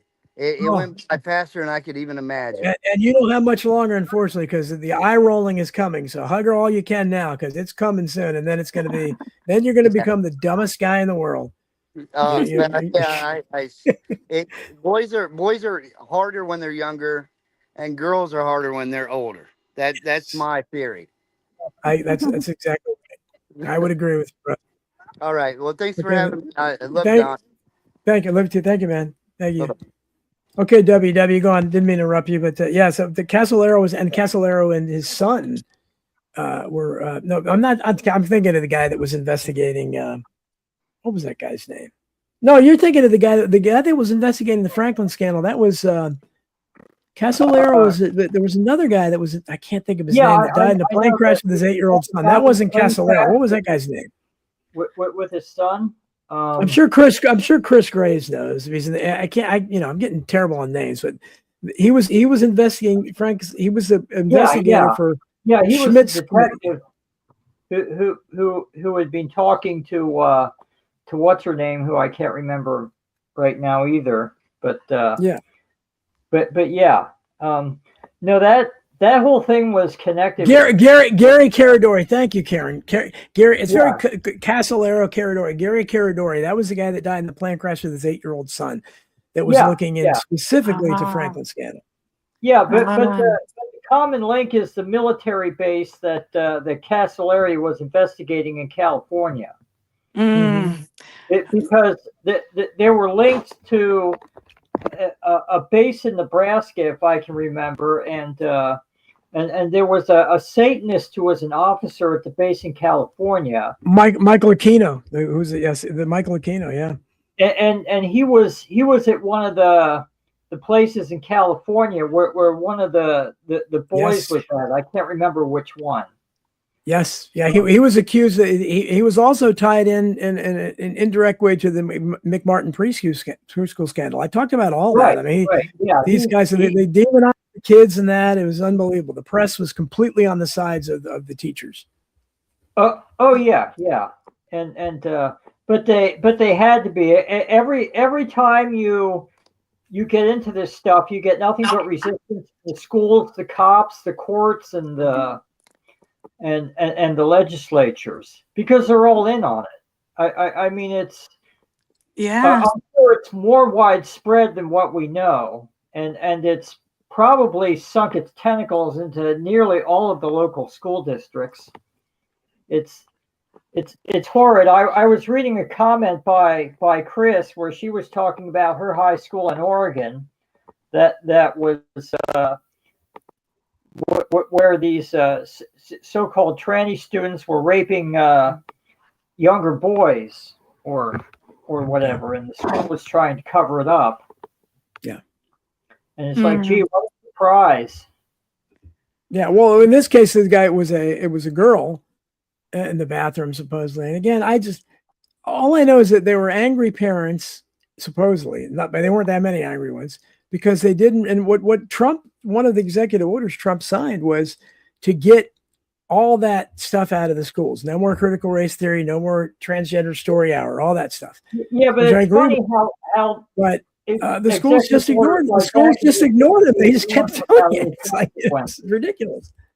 Yeah, it's like when Bush signs the executive order for the Patriot Act, that gets enforced to the hilt. But when Trump signs an executive order, the liberals just ignore it. Yeah, they did just ignore him. Absolutely. But Trump's no different than the liberals.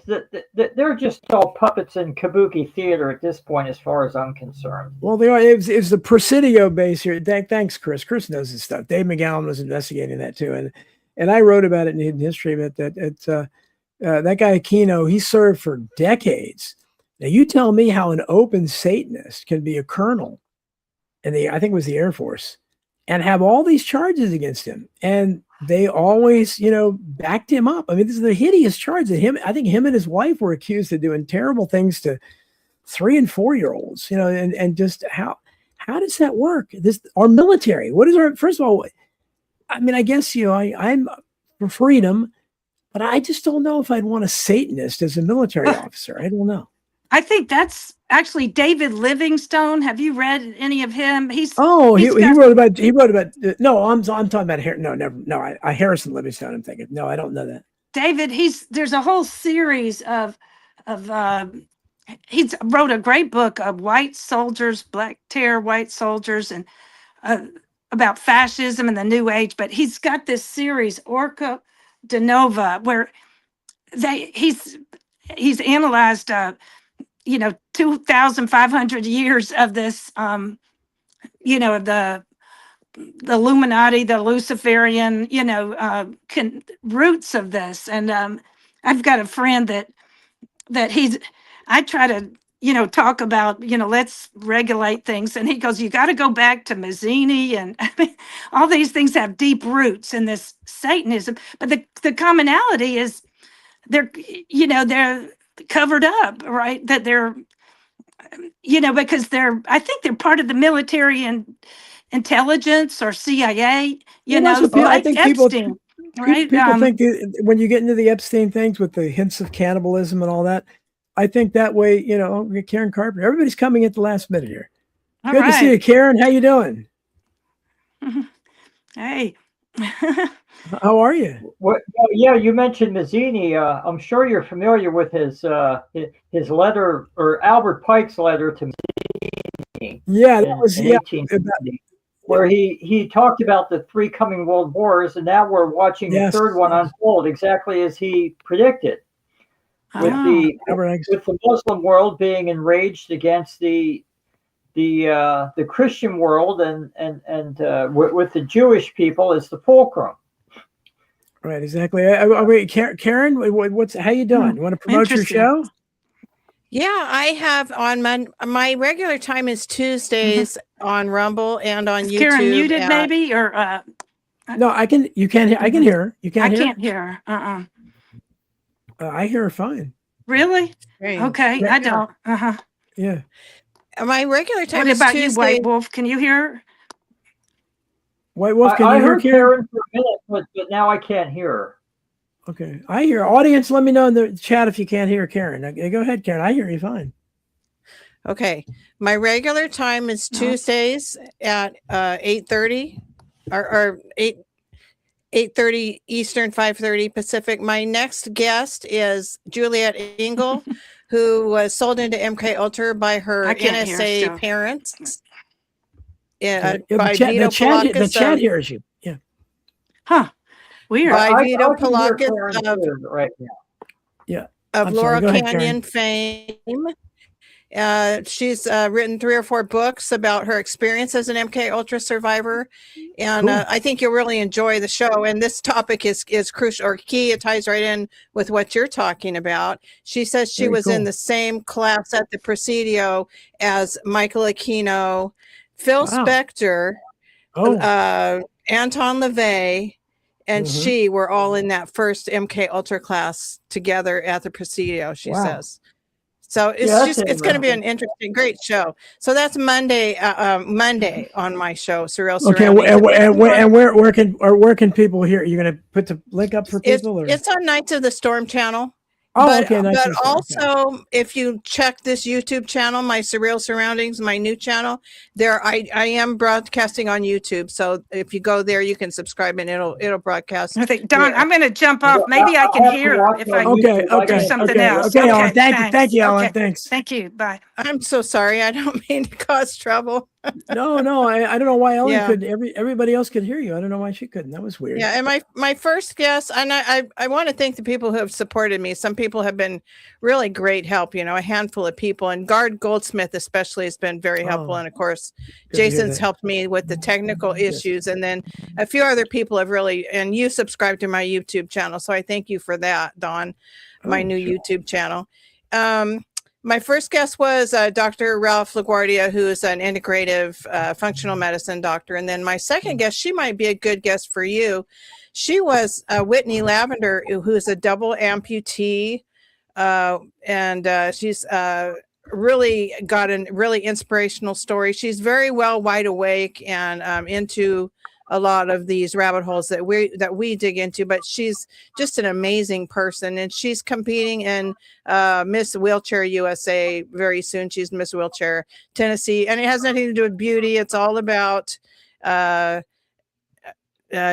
have to submit some essays and give some speeches and things, and you've got to get it together to be in this competition that she's in. But she's had an amazing life and really overcome a lot of difficulties.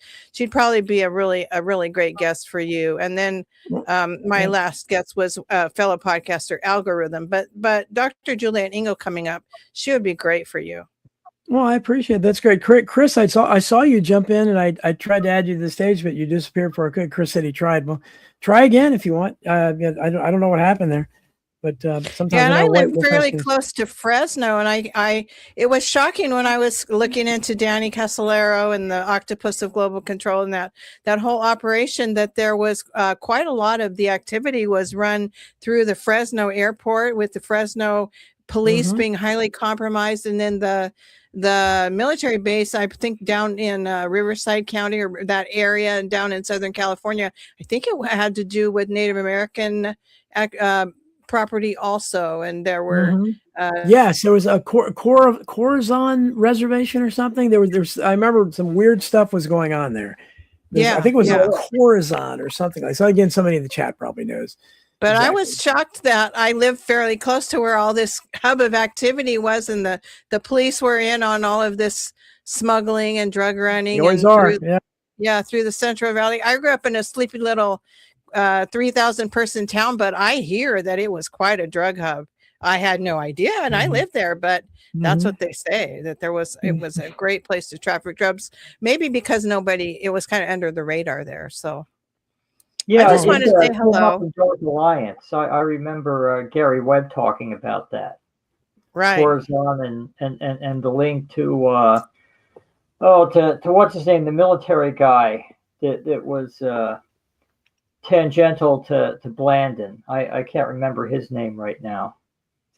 And somebody corrected me. Aquino was Army, not Air Force. So I appreciate that. And everybody in the chat room, I missed any of your but it's lots of good comments there. I appreciate it. But when you dive down the rabbit holes, you find that they're all connected. Yeah. They're all connected. That's what you find.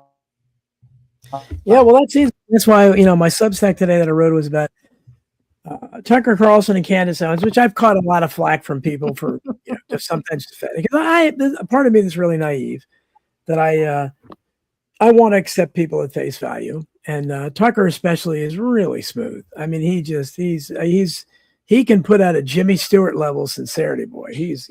No, Carlson is nothing but a CIA skill. He can seem so sincere. Time and time again. Yeah, well, but I mean, when you're interviewing Hunter Biden, it just, come on, you just gotta. And I think these guys are forced to do it. I can't believe that him and Candace Owens and Nick Fuentes, who obviously is definitely a plant. There's no question about him. Why is he interviewing Hunter Biden? But he did. But and it's like they interview each other, and they even condemn each other. It's complete kabuki theater. It's just like Democrat Republican. It's just two wings of the same bird, and all of the conflict is just theatrical. Yeah, the debate there now with Trump's great Iran adventure. I mean, back in 2020, they were all over him because of a phone call he allegedly made to Russia. And now he's bombing Iran into the Stone Age, and nobody gives a crap on the Democrats. No, the Democrats aren't saying anything.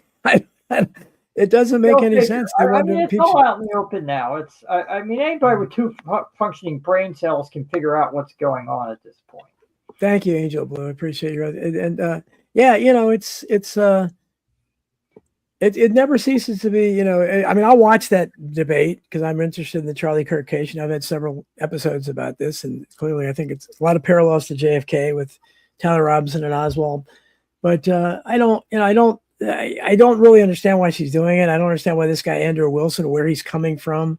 He was an unknown, yet he gets on. How did he get on Joe Rogan's, show? How? I don't get it. How did he get on there? And, well, it's Gemma Otori. Candace Owens supposedly didn't know who he was. And Patrick Bet David is the moderator, the mysterious Iranian who isn't Iranian, who was born in there, but he's a Syrian and he's a pro-Zionist. Why is he the moderator? Candace Owens shouldn't like him. But so it makes no sense. You're right. They all do interview each other, and it's like a hierarchy. If you're a popular kid in school, you're going to be involved only with the other popular kids.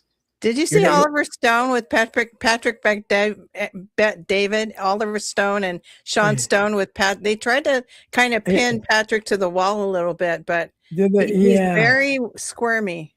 He's very well lubricated, Patrick. Yeah, David is. he got his start with kind of an Amway kind of thing, right? Pyramid, man, it's like I don't know. He's not really well spoken. He has kind of a weird impediment or something when he talks. Somebody who's trying to podcast myself. I don't understand how some of these guys succeed. He's a bit on the thuggish side. Yeah, well, he's not. I don't know what you call, but he's pro-Israel, obviously, and that helps. And the fact that they can call him, he's not an Iranian, but he was born in Iran, so they can kind of technically see this Iranian supports Israel. But I guess that's a secret. I don't understand it. He's never going to have me on his show, so I don't have to worry about that. And if he does infect you, I'll raise my eyebrows. Well, yeah, well that's what I said in my Substack. If Tucker or Candace invited me on the show, would I go? And would I be called a sellout if I did? And I said probably yes on both accounts. So that's I don't think it's going to happen. But no, I think you should go. Why not? Well, why would go to anything? I said if Rachel Maddow asked me, I would go on the show. I mean, I don't know. It doesn't hurt to talk to people. Right, exactly. That's what I think it is too. But we're just about out of time. I mean, I appreciate everybody in the chat. And White Wolf, any closing thoughts? Well, I always promote Our Lady of Fatima. I hope that people watch my interview with you. I might try and edit that and make a condensed version and put it up on my YouTube channel. Do whatever you want with it, brother. You can do what you want with it. Sure. Struggle through 30 minutes of us trying to get connected and. Yeah, well, that's a lot of my shows are like that. Although my connection has ever since Billy Ray sent me it. That means you're over the target. That's what they always told me back. That's what they told me too. But Bomber Command. My connection seems to have been straightening out ever since Billy Ray sent me another microphone where this old one is suddenly working. So I don't seem to be having any problems. I even was on every time I've been on the Union of the Unwanted. I always have trouble with and even if I don't have it anywhere else, I always have it on there. So I say, we can't hear you. So a lot of times I use my phone. But this time it worked. So I don't know. Maybe that part is finally, we've gotten over that. So anyhow, well, you're always a pleasure, White Wolf. Somebody said before, because I said it's like a cafeteria, and the most popular table you have Joe Rogan and Candace Owens and Tucker Carlson, all those people. And I said I'm over in the corner somewhere, and somebody said you're sitting with White Wolf, and I said and that's where I would be, in that corner, maybe with Karen Carpenter, people like that. Well, in the cafeteria, I was always alone. Oh, okay, that's true. You probably wouldn't let me sit at your table. I would be alone. I'd be rejected by White Wolf. Anybody sit at my table? Nobody wanted to sit at my table. Right, exactly. Yeah. Well, I took my lunch and went and found a quiet place to sit outside on the lawn. yeah, I did. I spent my lunch elsewhere sometimes with maybe one or two friends. But well, I appreciate that. Thank you, Angel Blue. Thanks everybody else in the chat. Karen, give out the time and whatever the link is again for your podcast. It's Surreal Surroundings on Nights of the Storm at this point on Rumble. Mondays. This week is Monday evening. Usually it will be Tuesday evenings at 5:30 Pacific, 8:30 Eastern, and also on YouTube. Surreal Surroundings 27 on YouTube. And that's my channel I'm using these days. So if you see me in the chat, if you just click on my icon in YouTube, it'll take you to my channel. I'll go there right now and sign up. It's at Surreal Surroundings 27. Well, good luck. I know you do great. I appreciate it. Thanks everybody for tuning into I Protest. We'll see you next week, same time. Take care. Take care, everybody. See you later.